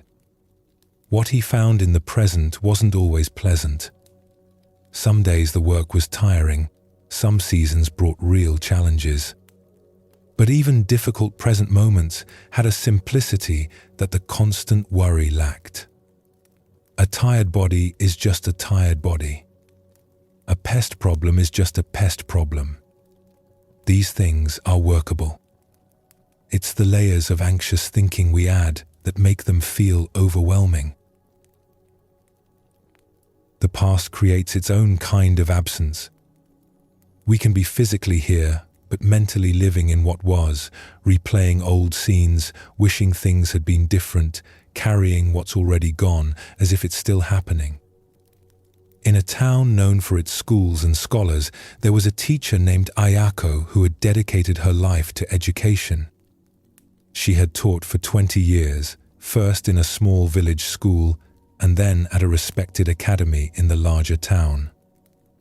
She loved teaching, loved seeing students discover new ideas, loved the feeling of helping young people find their way. Then something happened that changed everything. The academy where she taught had a new director, a man with different ideas about education. He wanted to modernize the curriculum, bring in younger teachers with new methods. After a difficult year of increasing tension, Ayako was told that her position was being eliminated. The dismissal was presented as a budget issue, but Ayako knew the real reason. The new director wanted different approaches than hers. She felt pushed out, undervalued, dismissed after years of dedication. She was 50 years old with no clear path forward. She found a position at a smaller school, one that paid less and had fewer resources. The work was adequate, but not fulfilling in the way her old position had been. And she couldn't stop thinking about what had happened. Every day, she would replay scenes from her last year at the academy. The meeting where the director had criticized her teaching methods. The moment she was told her position was ending. The awkward farewell gathering where she had tried to maintain dignity while feeling humiliated. These scenes played in her mind like a performance she couldn't stop watching. She would imagine different responses she could have made, more forceful defenses, ways she could have fought harder or handled things differently. In her mind, she revised history constantly, creating versions where things went differently, where she was vindicated, where the director realized his mistake. Her thoughts about the past consumed her. While teaching her current students, she would find herself thinking about her old academy. While preparing lessons, she would compare this small school unfavorably to where she used to work. While trying to sleep, she would replay old conversations, old conflicts, old disappointments. She grew bitter. Her teaching began to suffer because she wasn't fully present to it. Students noticed that she seemed distracted, that her attention was elsewhere. The joy she had once brought to her work was gone, replaced by a heaviness that colored everything. One afternoon, a student stayed after class. She was a quiet girl who rarely spoke up, but she had been watching Ayako with concern. "Teacher," the girl said hesitantly, "may I ask you something?" "Of course."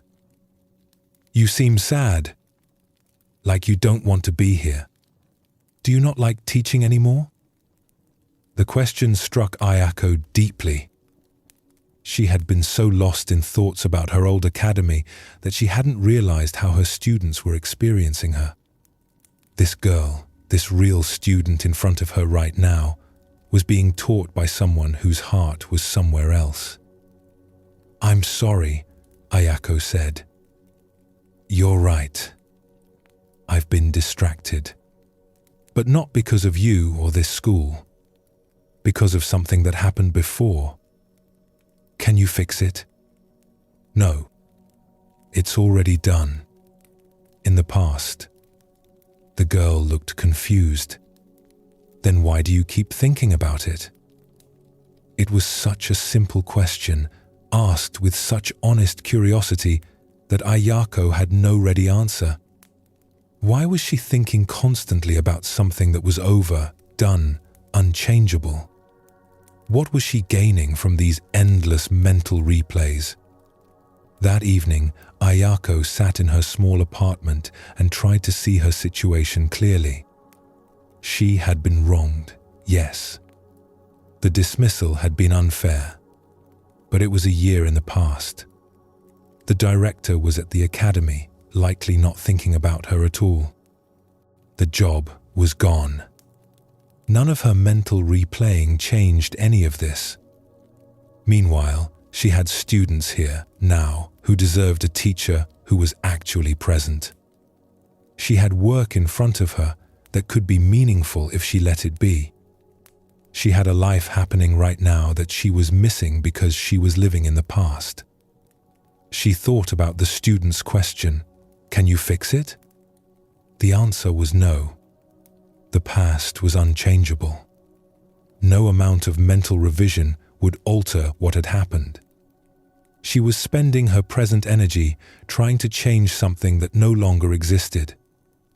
Over the following weeks, Ayako practiced noticing when her mind went to the past.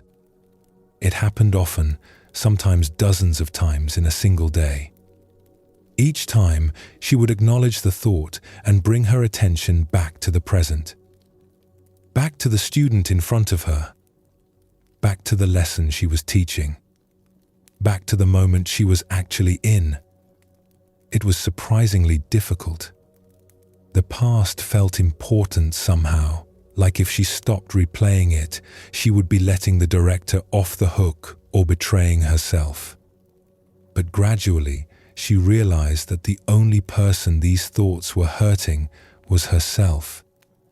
The director wasn't affected by her mental replays. The academy went on without her. She was the only one suffering from this constant backward looking. As she released her grip on the past, something unexpected happened. She began to see her current school differently.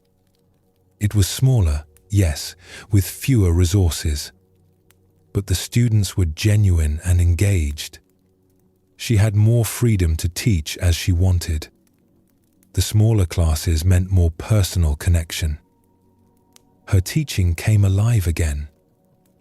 Students noticed the change. She was present with them, actually listening, actually seeing them. The joy that had left her work began to return, not because circumstances had changed, but because she had stopped trying to live in the past. Years later, Ayako would look back on the dismissal from the academy as difficult, but ultimately freeing. It had forced her into a change she wouldn't have chosen, but that change had brought unexpected gifts. But more importantly, it had taught her something about how she related to her own past. When younger teachers would come to her with their own disappointments and setbacks, she would listen with understanding.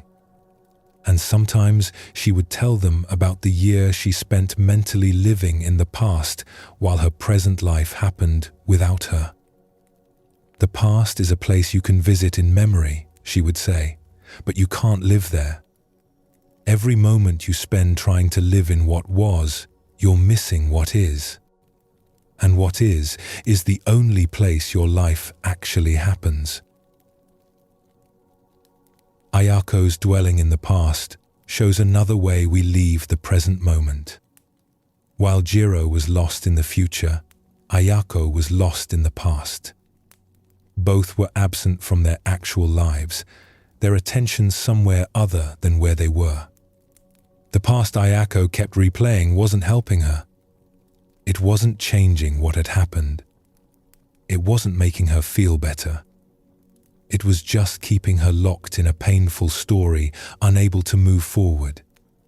She mistook constant mental replay for some kind of important processing, but actually it was just suffering on repeat. The student's simple question cut through all of Ayako's complex thinking. Can you fix it? No. Then why keep dwelling on it? There was no good answer except that it had become a habit, a groove her mind fell into automatically. When Ayako began to pull her attention back to the present, she didn't pretend the past hadn't happened. The dismissal was real, the hurt was real. But she stopped trying to live in a time that no longer existed. She stopped letting something that was over continue to damage her present life. What she found in the present wasn't perfect. Her new job was less prestigious, paid less, offered less. But it was real, it was happening now, and when she was actually present to it, it had its own value. The students in front of her were real students who deserved a real teacher, not someone whose attention was constantly elsewhere. Both Jiro and Ayako discovered the same truth from different directions. The present moment is where life actually happens. The past is memory. The future is imagination. Only now is real. And when we're actually here, fully present to what is, we often find that this moment, exactly as it is workable. Not always pleasant, not always easy, but workable. And certainly better than the suffering we create by constantly leaving it to dwell in times that don't exist. There's a simplicity to the present moment that the past and future never have. The present just is what it is. A tired body, an unfinished task, a conversation happening, a meal being eaten, a breath being taken. Simple, direct, immediate. No stories needed, no elaborate thinking required. When we're actually present, the mind becomes quieter naturally. Not because we're suppressing thoughts, but because much of our thinking involves past and future. When attention is here, now, there's less for the mind to do. We can simply experience what's happening without needing to think so much about it. This doesn't mean we never remember the past or plan for the future. We do, when it's useful. But we do it from a foundation of presence rather than losing ourselves in time. We remember something when it's relevant, plan something when it's needed, and then return to now. The present moment becomes home, and past and future become places we visit briefly rather than where we live. As you settle into rest tonight, notice where your attention goes. Does it drift to tomorrow's concerns? Does it replay today's events? Does it wander to old memories or future worries? Each time you notice it has left the present, you can gently bring it back. Just this moment, just this breath, just this simple reality of being here, now, exactly as you are. The peace that's available in the present moment isn't something you have to create or achieve. It's what's here when you stop leaving. When the mind isn't projecting into imagined futures or replaying unchangeable pasts, there's a natural settling. Not blank emptiness, but simple presence. Just this. Just now. just here. There's a particular kind of tiredness that comes not from working hard, but from constantly trying to become something other than what we are. We strive to be better, more accomplished, more peaceful, more enlightened. We're always reaching for the next level, the next achievement, the next version of ourselves that will finally be enough. This striving feels virtuous. We call it self-improvement, growth, development.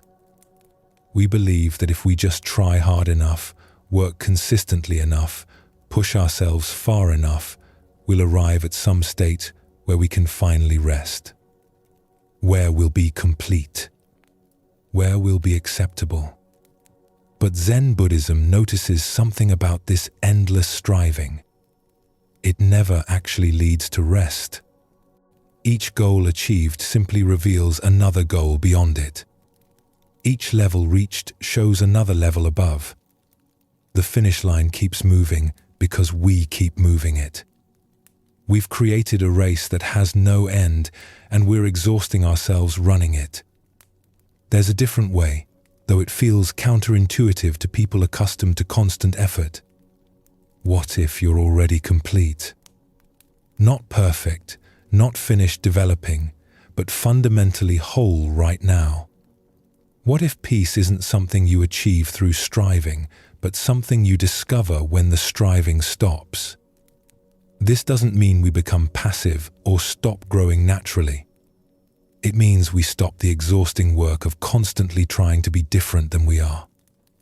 We can act, learn, develop, but from a foundation of already being enough rather than from a desperate sense of not being enough yet. The people in tonight's stories all discovered that what they were seeking so hard was closer than they imagined.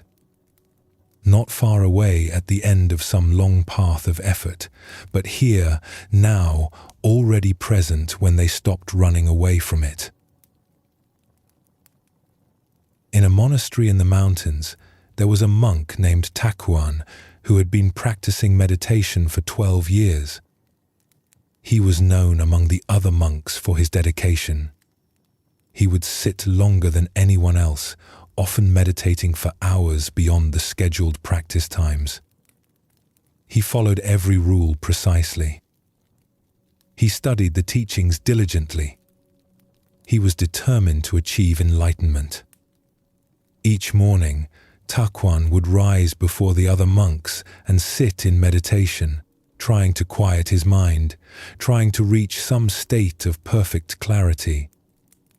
Each evening, he would sit long after the others had gone to sleep, continuing his practice.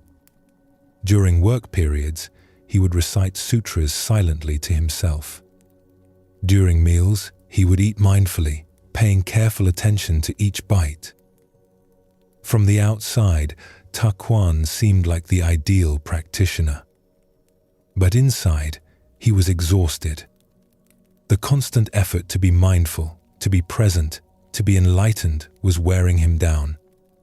He felt like he was getting nowhere despite all his work. His mind was no quieter than when he started. His clarity was no greater. He still felt frustrated, still got distracted, still experienced all the ordinary human reactions he was trying to overcome. The abbot of the monastery, an old monk named Hakuin, watched Takuan's intense practice with concern. One day, he called Takuan to his room. "Tell me," Hakuin said, "what are you seeking?" "Enlightenment, Master. I'm trying to awaken, to see clearly, to be free from suffering." "And how is that going?" Takuan felt the weight of his 12 years of effort. "I don't know. I practice constantly, but I feel no closer than when I began. Maybe I'm not trying hard enough. Maybe I need to sit longer, practice more intensely." Hakuin was quiet for a moment. "Let me tell you a story. There was once a man who wanted to see the sunset. He heard it was beautiful beyond description, that seeing it would change his life. So he began traveling west, walking toward where the sun sets. He walked for days, weeks, months, always moving west, always seeking the sunset. But no matter how far he traveled, the sunset remained ahead of him, always at the horizon, never reached. What happened to him? Takuan asked. He died exhausted, still walking west, never understanding that the sunset comes to you. You don't go to it. You simply stop and watch it arrive. Takuan sat with this story, feeling something uncomfortable stir inside him. Are you saying I should stop practicing? I'm saying that enlightenment isn't a destination you reach through effort. It's not far away, waiting for you to finally become worthy of it. What you're seeking is here, now. But you're too busy seeking to notice it. But if I don't strive, how will I improve? How will I overcome my obstacles? Your striving has become your main obstacle. You're so busy trying to be peaceful that you can't be peaceful. So busy trying to be present that you miss the present moment. So busy trying to achieve enlightenment that you overlook the awareness that's already here. Hakuin asked Takuan to try something different for the next month. Instead of his intense practice schedule, he should practice less. Sit for the scheduled periods with the other monks, but not the extra hours. Work during work time without reciting sutras. Eat meals without making it into a meditation exercise. Just be ordinary. This instruction made Takuan anxious. If he stopped his intense practice, wouldn't he fall behind? Wouldn't all his years of effort be wasted? But he trusted his teacher, so he agreed to try. The first few days felt wrong. During the times he usually sat in extra meditation, he found himself restless, not knowing what to do. He felt guilty for not striving, as if he were betraying his commitment. But Hakuin had been clear, just be ordinary for a month. After about a week, something began to shift. The constant tension that had been driving him started to ease. He noticed he was sleeping better. During scheduled meditation, he found his mind actually settling more easily than when he had been forcing it for hours. One afternoon, Takuan was sweeping the courtyard, just sweeping, not trying to make it into spiritual practice or use it as an opportunity for mindfulness training. The broom moved across the stones. The sound of bristles on rock. The autumn leaves gathering in small piles. Sunlight slanting through the trees. In that simple moment, something became clear. The awareness that was noticing the sweeping, the sounds, the light, this awareness was already peaceful. It wasn't something he needed to achieve. It was already here, already clear, already free. He had been striving so hard to attain something he already had. He stopped sweeping and stood still, the broom in his hands. The noticing continued. Breath moving. Sounds present. The simple fact of being aware. This had been here all along, through all his years of intense practice. He just hadn't been able to see it because he was too busy trying to get somewhere else. That evening, Takuan went to see Hakuin. I think I understand, he said quietly. I've been like that man walking west, trying to reach something that can only come when I stop walking. Yes. And the awareness I was seeking, it's already here. It's what's noticing my thoughts, my striving, my exhaustion. It was never absent. I just couldn't see it because I was too busy looking for it. Hakuin smiled. You've been carrying a heavy load for 12 years. How does it feel to put it down? Light. And somehow sad too.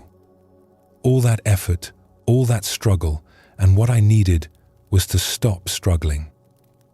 Not wasted, Hakuin said gently.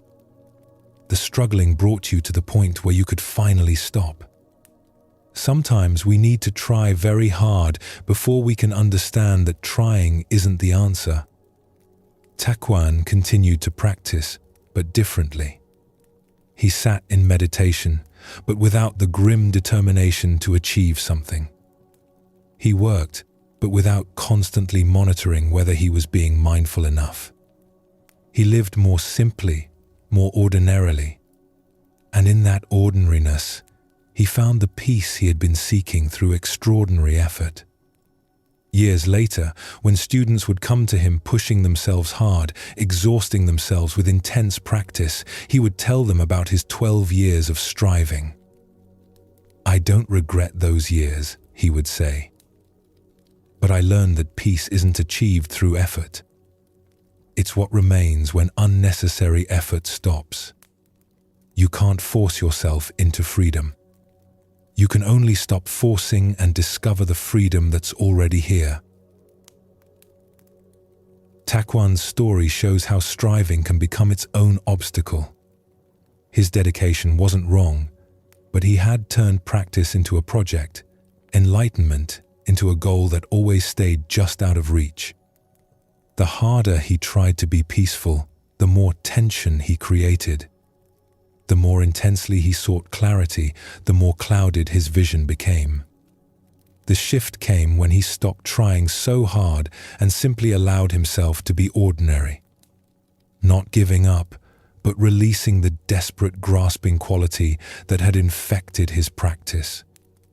In that release, he could finally see what had been present all along. This points to something paradoxical about striving. Often, we can't find what we're seeking because the seeking itself is what obscures it. We're looking so hard, trying so intensely, that we miss the simple reality right in front of us. We're like someone searching frantically for their glasses while wearing them. The awareness Takuan discovered wasn't something he created through his practice. It was already here, noticing everything, including his striving and frustration. His practice didn't produce this awareness. It only helped him recognize what was already present. Sometimes the striving shows up not in spiritual practice, but in ordinary life, in the constant drive to improve ourselves, to become better versions of who we are. In a coastal town known for its pottery, there lived a woman named Ume who made simple tea bowls and cups. She had learned the craft from her mother and had been working with clay for 20 years. Her pieces were functional and honest, appreciated by local people who used them daily. But Ume wasn't satisfied. She would visit other potters whose work was more refined, more artistic. She would see their elegant forms and sophisticated glazes and feel inadequate. She began taking every class available, learning new techniques, studying different traditions. She would work late into the night trying to improve her skills. She started criticizing her own work harshly. Each piece she made was compared to an ideal in her mind, an ideal that kept changing, always staying just beyond her reach. Nothing she created seemed good enough. She would finish a bowl and immediately see its flaws, its lack of sophistication, all the ways it fell short. Her students noticed the change in her. She had always been encouraging, patient with their learning process. Now she was critical, pointing out flaws, pushing them to be better. The joy that had characterized her teaching was replaced with a kind of driven intensity. One of her oldest students, a man named Saburo, who made pottery as a hobby, stopped coming to classes. Ume was surprised and disappointed. Saburo had been with her for years, was a dedicated student. She went to visit him to understand why he had stopped. She found Saburo at his home, working in a small studio he had set up in his garden. He was making a simple cup, working slowly, with obvious pleasure in the process. When he saw Ume, he smiled warmly. "Teacher, thank you for coming. Please sit. I wanted to ask why you've stopped attending classes." Saburo set down his tools and poured tea for both of them, using cups he had made himself. They were simple, a bit uneven, glazed in a plain grey. "I stopped because I remembered why I started," he said. "I began pottery because I loved working with clay. The feeling of it in my hands, the pleasure of making something useful. But your classes recently, they became about achieving, about becoming better, about reaching some standard." The joy was gone. Ume felt defensive. "But isn't improvement important? Shouldn't we strive to develop our skills?" "Perhaps. But I'm a rice merchant, not a master potter. I make pottery because it brings me peace. When it becomes another area of life where I'm not good enough, where I'm constantly striving to be better, it stops being peaceful. It becomes just more work." He picked up one of his simple grey cups. "I know this isn't sophisticated. I know it's not as refined as what you make or what other potters create. But I made it with my own hands, and it holds tea perfectly. For me, that's enough." Ume looked at the cup. It was plain, yes, but there was something honest about it. Something peaceful. She thought about her own work, about the sophisticated pieces she had been trying to create. They were technically better than what Saburo made, but had any of them been made with the simple contentment she saw in this humble cup? She realized something uncomfortable. She had been making pottery to prove something, to achieve something, to become someone more skilled. Saburo was making pottery because he enjoyed making pottery. She was striving. He was simply doing. "When did I lose that?" she asked quietly. "When did I stop enjoying the clay and start using it to chase some idea of who I should be?" Saburo poured more tea. "I think it happened gradually. You're very skilled, much more than me. But maybe that skill became a burden. Maybe you started thinking you should always be more skilled, always improving, always reaching higher." After that conversation, Ume began to notice her relationship with her craft. She saw how she had turned it into a constant evaluation, a never-ending project of self-improvement. She never just made pottery anymore. She was always trying to make better pottery, trying to achieve something, trying to prove something. She thought about when she had started 20 years ago. Back then, she had been content to make simple things. The pleasure had been in the making itself, in the feel of clay responding to her hands, in the satisfaction of creating something useful. When had that simple pleasure been replaced by this driven striving? She decided to try something different.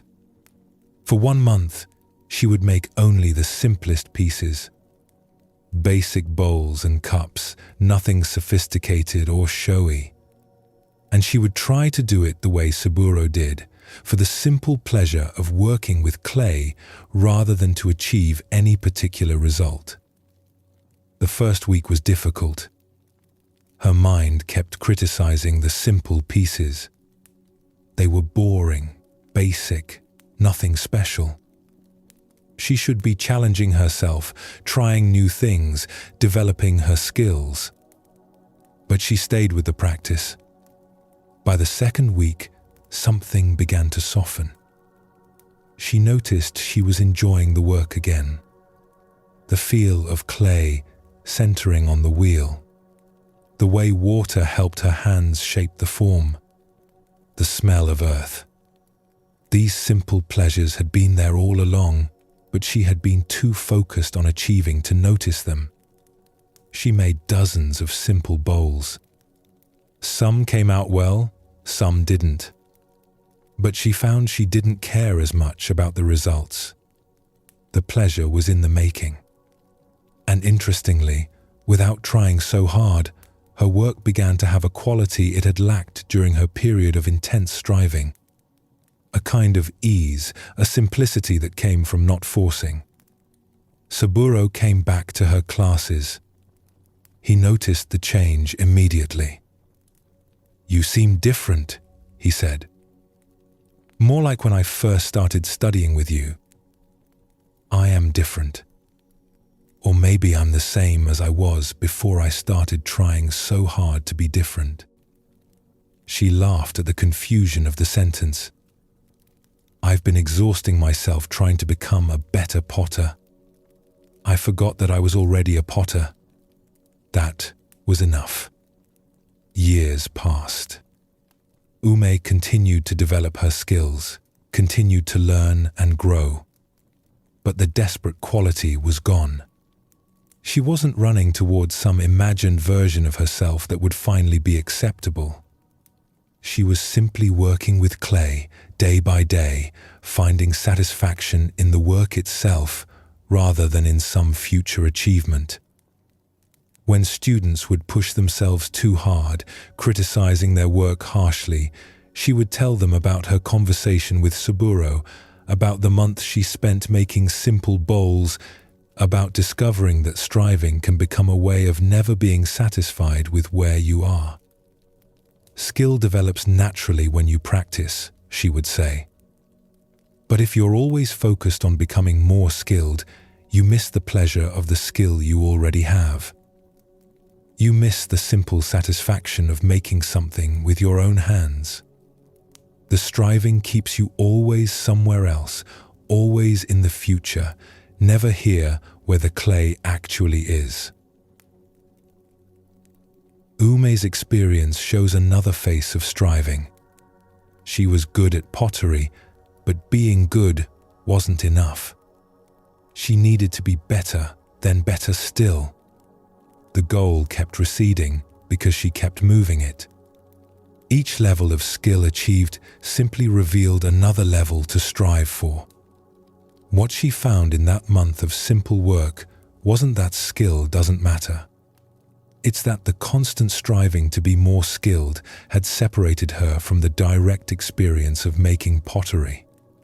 She was so focused on becoming that she couldn't simply be. Saburo's contentment came from a different place. He wasn't trying to be a master potter. He was enjoying being someone who makes pottery. The difference between those two orientations is vast. One involves constant dissatisfaction and striving. The other allows for present enjoyment. Notice that when Ume released the driven quality, her work actually improved. Not because she was trying harder, but because she was trying less hard. The striving had been creating tension that showed in her work. When she relaxed into simple making, something more genuine could emerge. Both Takuan and Ume discovered that what they were seeking wasn't far away, requiring years more effort to reach. It was here, in the present moment, available when the seeking stopped. Takuan found the awareness he was pursuing in intense meditation when he allowed himself to just sweep the courtyard. Ume found the satisfaction she was chasing through technical mastery when she returned to making simple bowls with presence. This is what Zen Buddhism points to again and again.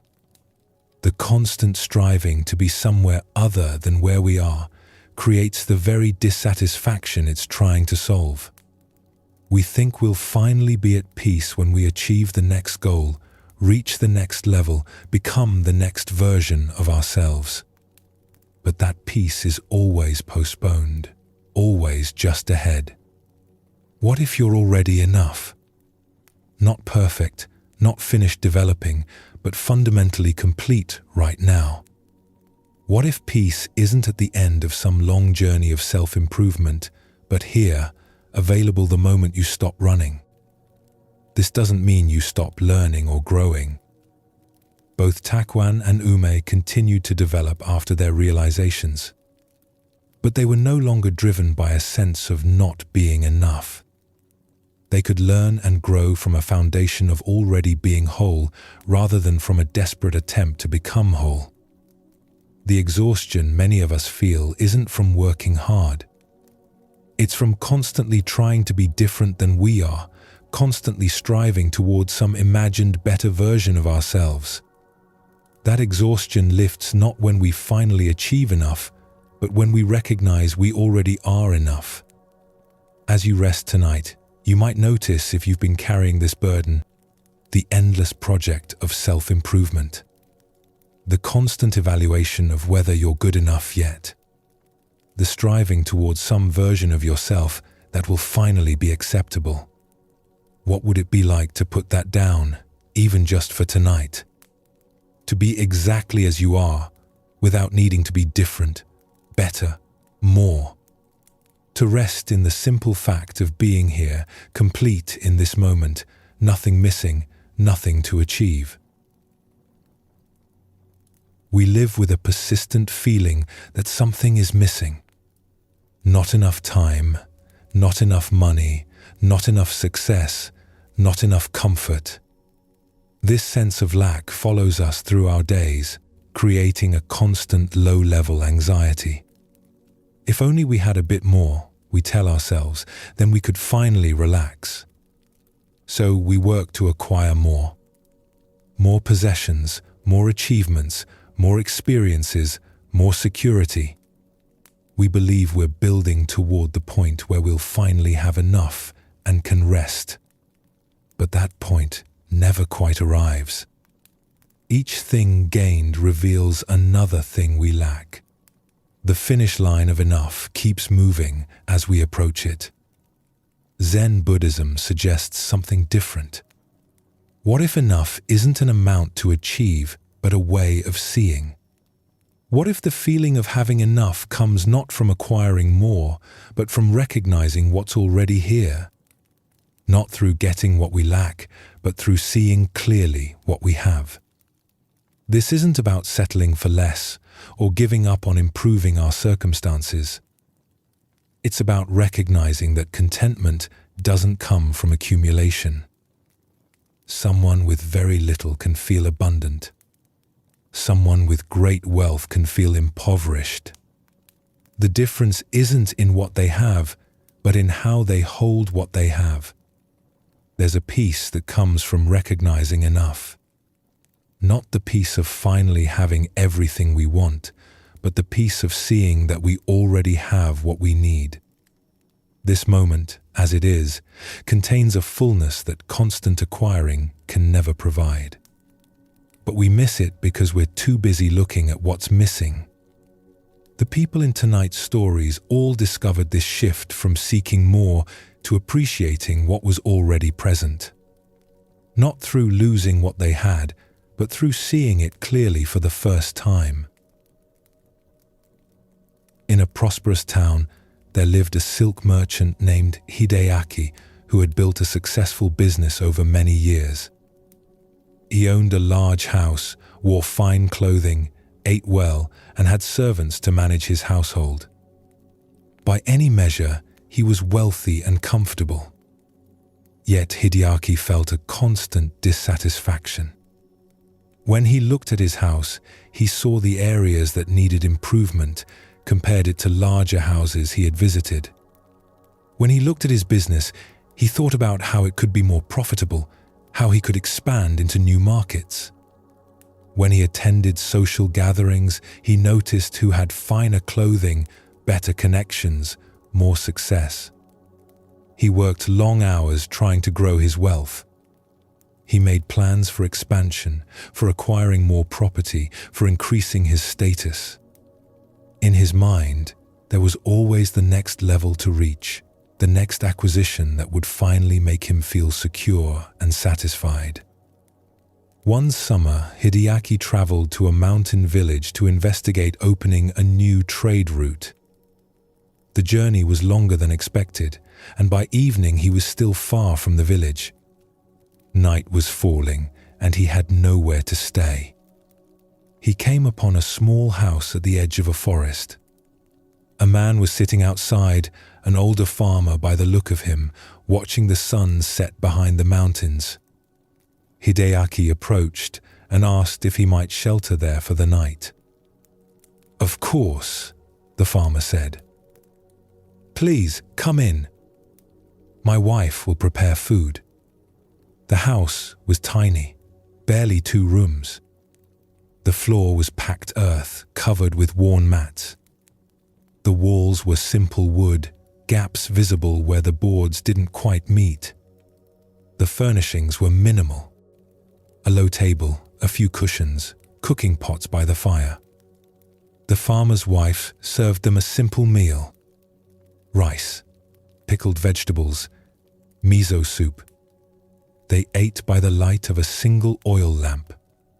After the meal, Hideaki felt obliged to make conversation, though he found the poverty of the place uncomfortable. "Have you lived here long?" he asked. "My whole life," the farmer replied. "My father built this house. My son will inherit it when I'm gone. It must be difficult, living so simply. Do you not wish for more?" The farmer looked genuinely puzzled by the question. "More what?" "More comfort. A larger house. Better furnishings. Security. Ah, well, the house keeps the rain off our heads. We have a small plot that gives us rice and vegetables. There's a spring nearby with clean water. We have each other's company. What more would we need?" Hideaki almost laughed at the simplicity of the answer. "But don't you want to improve your situation? To have an easier life?" The farmer thought about this. "I suppose the house could be larger, but then we'd have more rooms to heat in winter, more space to clean. My life is already easy enough. I work in the morning, rest in the afternoon, share meals with my wife. In the evening, we sit and watch the mountains. This is a good life. But what about security? What if you become ill and can't work? Then my neighbors will help as we help them when they need it. We've lived this way for generations. No one in this village goes hungry." Hideaki lay awake that night on the thin mat the farmer had provided, listening to the sounds of the forest outside. He thought about his own house, 10 times the size of this one, filled with fine things. He thought about his wealth, far exceeding what this farmer would see in a lifetime.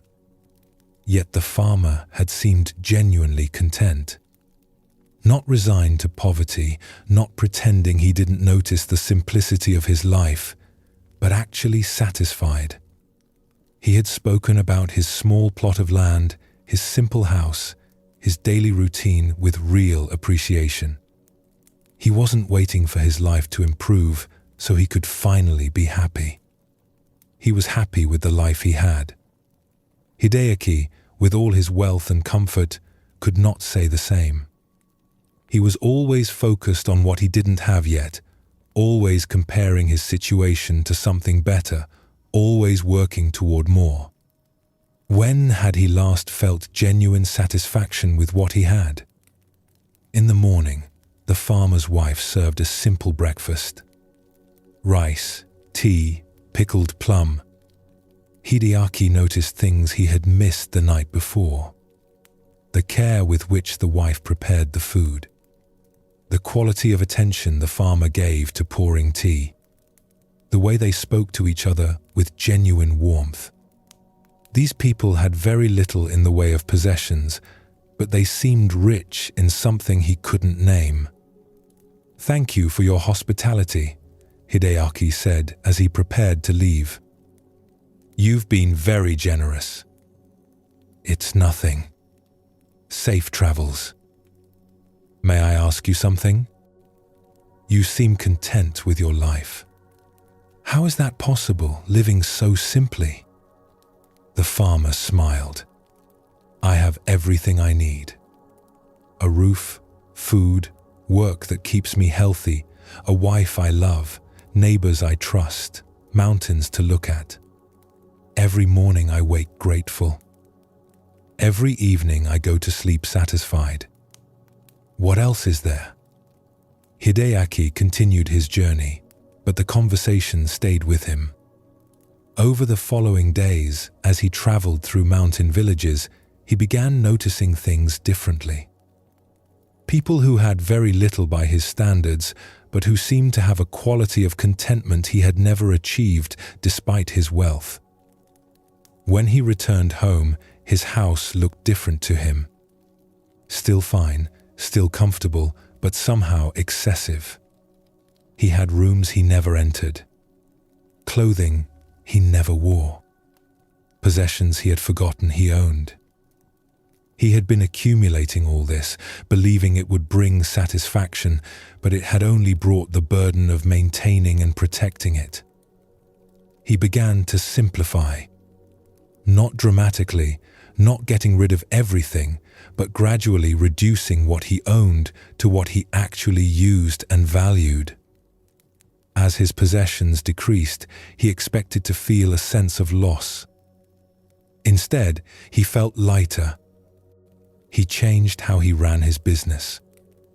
He still worked, still maintained his trade, but he stopped the constant drive to expand, to acquire more, to reach the next level. He had enough. His business provided well for his needs. Why exhaust himself pursuing more? His friends noticed the change and thought he was giving up on ambition. But Hideaki had discovered something they didn't understand. He wasn't giving up. He was arriving. After years of working toward enough, he had realized he had been living in enough all along. He just hadn't been able to see it because he was always looking ahead to more. Years later, when people would ask him about his success, he would tell them about the night he spent in the mountain farmer's house. "I had great wealth," he would say, "but that man was richer than I was. Not in possessions, but in satisfaction. He knew he had enough. I didn't. And that knowing made all the difference. Now I'm wealthy in both ways. I have comfortable means, and I know it's enough. That second wealth is the one that brings peace." Hideaki's experience shows how having more doesn't necessarily create the feeling of having enough. He had wealth, comfort, security, yet he felt a constant lack. The farmer had very little by comparison, yet felt abundance. The difference wasn't in their circumstances, but in their perception. The farmer wasn't pretending his life was easy or denying that more comfort would be pleasant. He simply recognized that what he had was sufficient. His small house did keep the rain off. His plot did provide food. His life did contain real satisfactions. Why spend his energy wishing for more when he could spend it appreciating what was present? Hideaki had been living in a future state of enough that never arrived. When I have this much, then I'll be satisfied. But each goal reached simply revealed another goal beyond it. The enough he was seeking was always just ahead, like the horizon that recedes as you approach it. The shift came not from acquiring more, but from seeing what he already had with clearer eyes. His house was comfortable.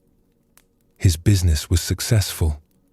His life contained real pleasures and satisfactions. These things had been true all along, but he couldn't feel them because he was focused on what was still missing. When he began to simplify, reducing his possessions, he expected loss but found relief. This reveals something important. The things we accumulate believing they'll bring satisfaction often become burdens. They require maintenance, protection, space, attention. The having of them doesn't bring the peace we imagined.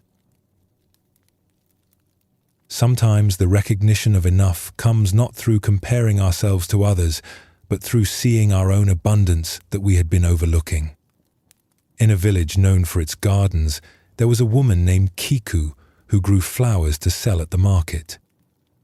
She had inherited a small plot of land from her parents and had spent years learning which flowers grew best in that soil, which colors people preferred, how to time plantings so she had blooms throughout the season. Her business was modest but steady. She made enough to live simply, to maintain her garden, to occasionally buy something she needed. She worked hard, especially during planting and harvest seasons, but she enjoyed the work and the quiet rhythm of her days. Then her cousin moved to the village. This cousin, Hana, had married a successful merchant and lived in a fine house in the next town. She would visit Kiku occasionally, always arriving with stories of her comfortable life, her travels, the interesting people she met, the lovely things her husband bought for her. At first, Kiku was happy for her cousin. But gradually, something shifted. When Hana would visit, Kiku began to see her own life differently. Her small house seemed shabby compared to Hana's descriptions of her home. Her simple life seemed boring compared to Hana's travels and social events. Her modest income seemed inadequate compared to Hana's wealth. She began to resent her work. The endless cycle of planting, tending, harvesting, selling. The same flowers year after year. The same market, the same customers. What had once felt peaceful began to feel like limitation. What had once been satisfying began to seem like barely getting by. She found herself thinking about all the things she didn't have. She couldn't afford nice clothing like Hana wore. She couldn't travel to other cities. She couldn't eat at fine restaurants or attend special events. Her life, which had felt full enough before, now seemed lacking. One morning, Kiku woke feeling particularly heavy with dissatisfaction. She went to her garden to begin the day's work, but her heart wasn't in it. She looked at the flowers without really seeing them, thinking instead about Hana's stories from her latest visit, about a festival in the capital, about new silk she had purchased. An old woman who lived nearby came walking past and paused at the garden gate. "Your iris are beautiful this year," the woman said. "May I come look at them?" Kiku nodded, barely paying attention. The woman walked slowly through the garden, stopping to examine different flowers, touching petals gently, bending to smell the bloom. She spent a long time looking at everything, clearly taking real pleasure in what she saw. "You have a gift," the woman said finally. "This garden is a treasure." "It's just flowers," Kiku replied. "Nothing special." "Nothing special? Look at this color." The woman gestured to a bed of blue iris. "Look at how they catch the morning light. And these?" She moved to pink peonies. "The way you've arranged them, the different heights, the colors together. This is beautiful work." "I suppose. But it's just what I do. Plant flowers, sell them, repeat every year." The old woman looked at her with sharp eyes. "I have lived a long life and seen many places. Gardens like this are not common. Most people don't have your skill or patience. You create beauty, and you do it so well that you've stopped noticing it. After the woman left, Kiku stood in her garden trying to see it the way the visitor had. She realized she hadn't really looked at her flowers in weeks. She had been too busy comparing her life to Hannah's, too focused on what she didn't have to notice what she did have. She walked through the garden slowly, the way the old woman had. She looked at the iris, really looked at them. The color was extraordinary, a blue so deep it was almost purple. The peonies were full and lush, their scent sweet in the morning air. The rows of different flowers created patterns of color that were genuinely lovely. She thought about the years she had spent learning to grow these flowers, understanding the soil, timing the seasons. She thought about the satisfaction of seeing seeds she planted become blooms. She thought about customers who would smile when they saw her flowers at the market, who would tell her how they brightened their homes.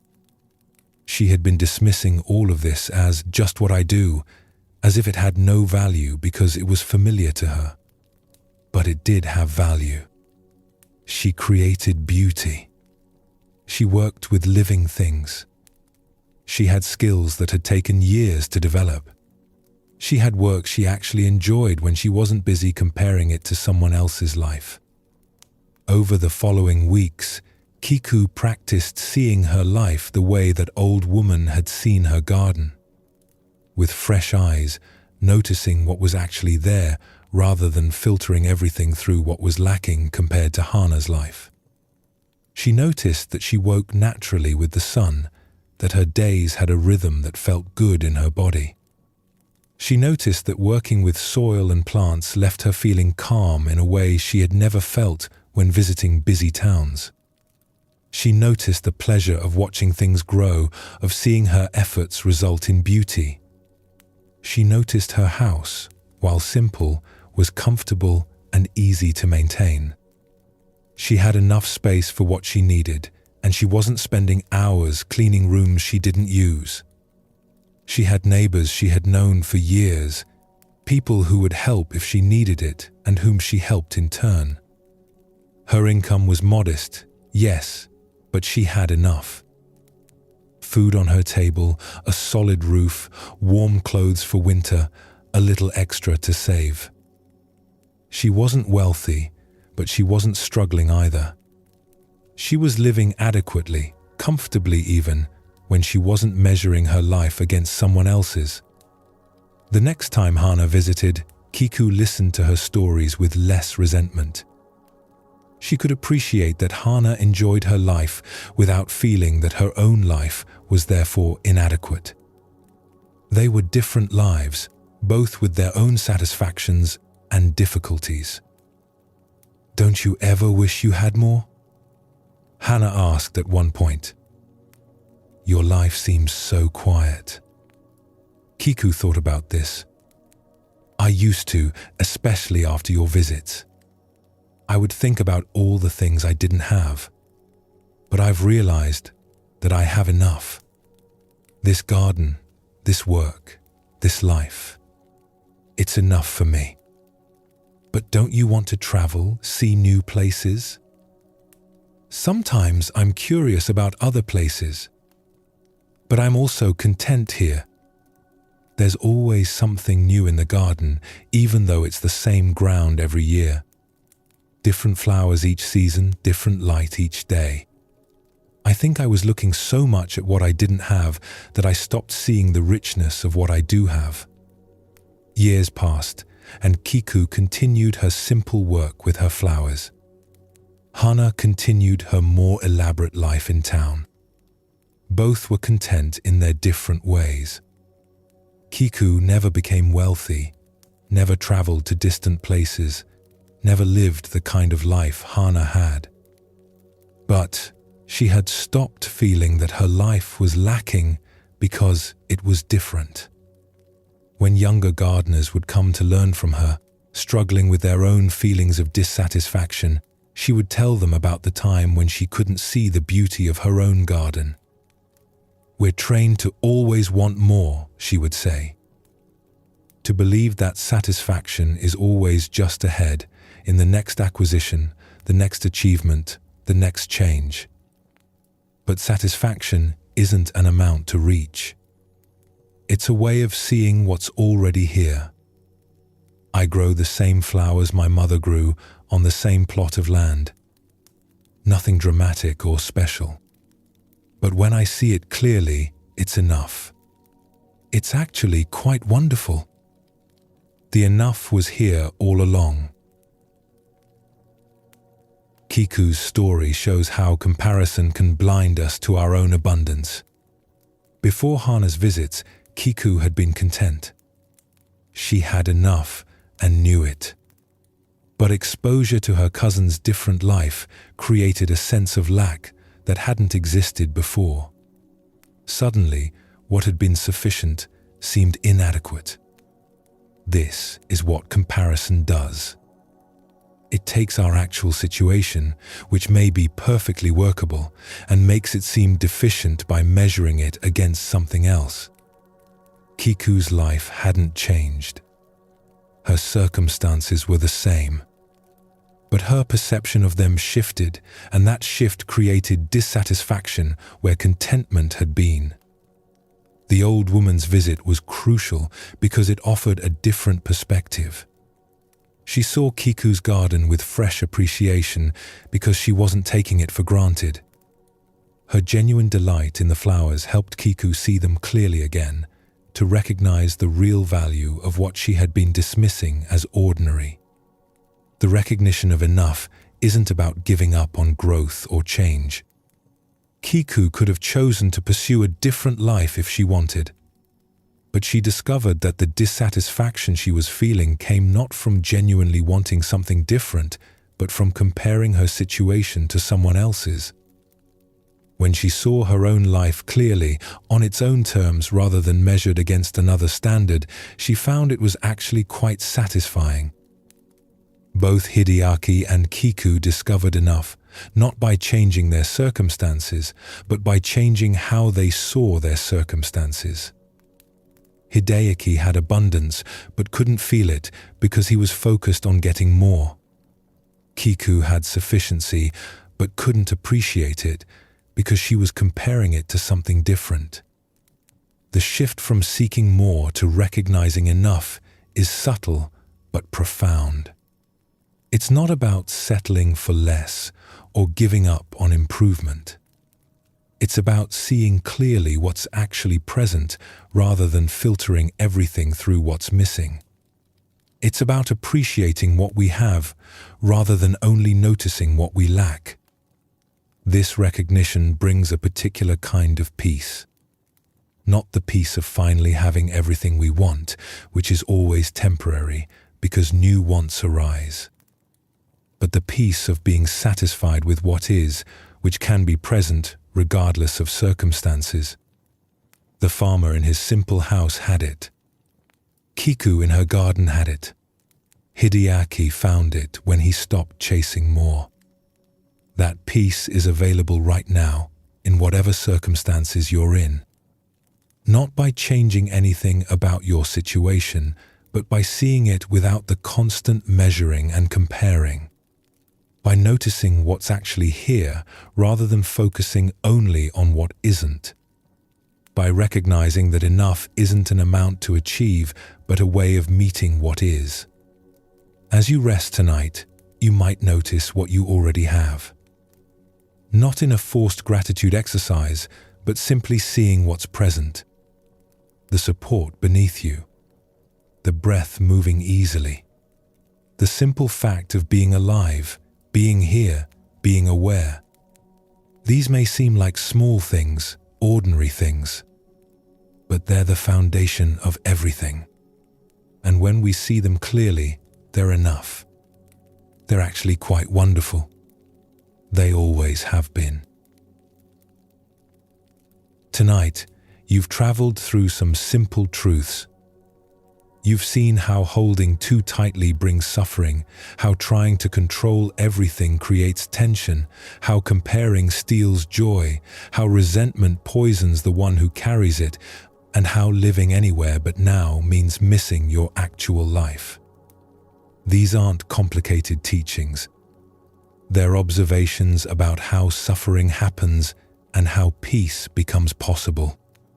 Not through achievement or effort, but through releasing what was never necessary to carry in the first place. You don't need to remember everything you've heard tonight. These understandings work in their own way, settling into awareness without force. What's meant to stay will stay. What's meant to help will help.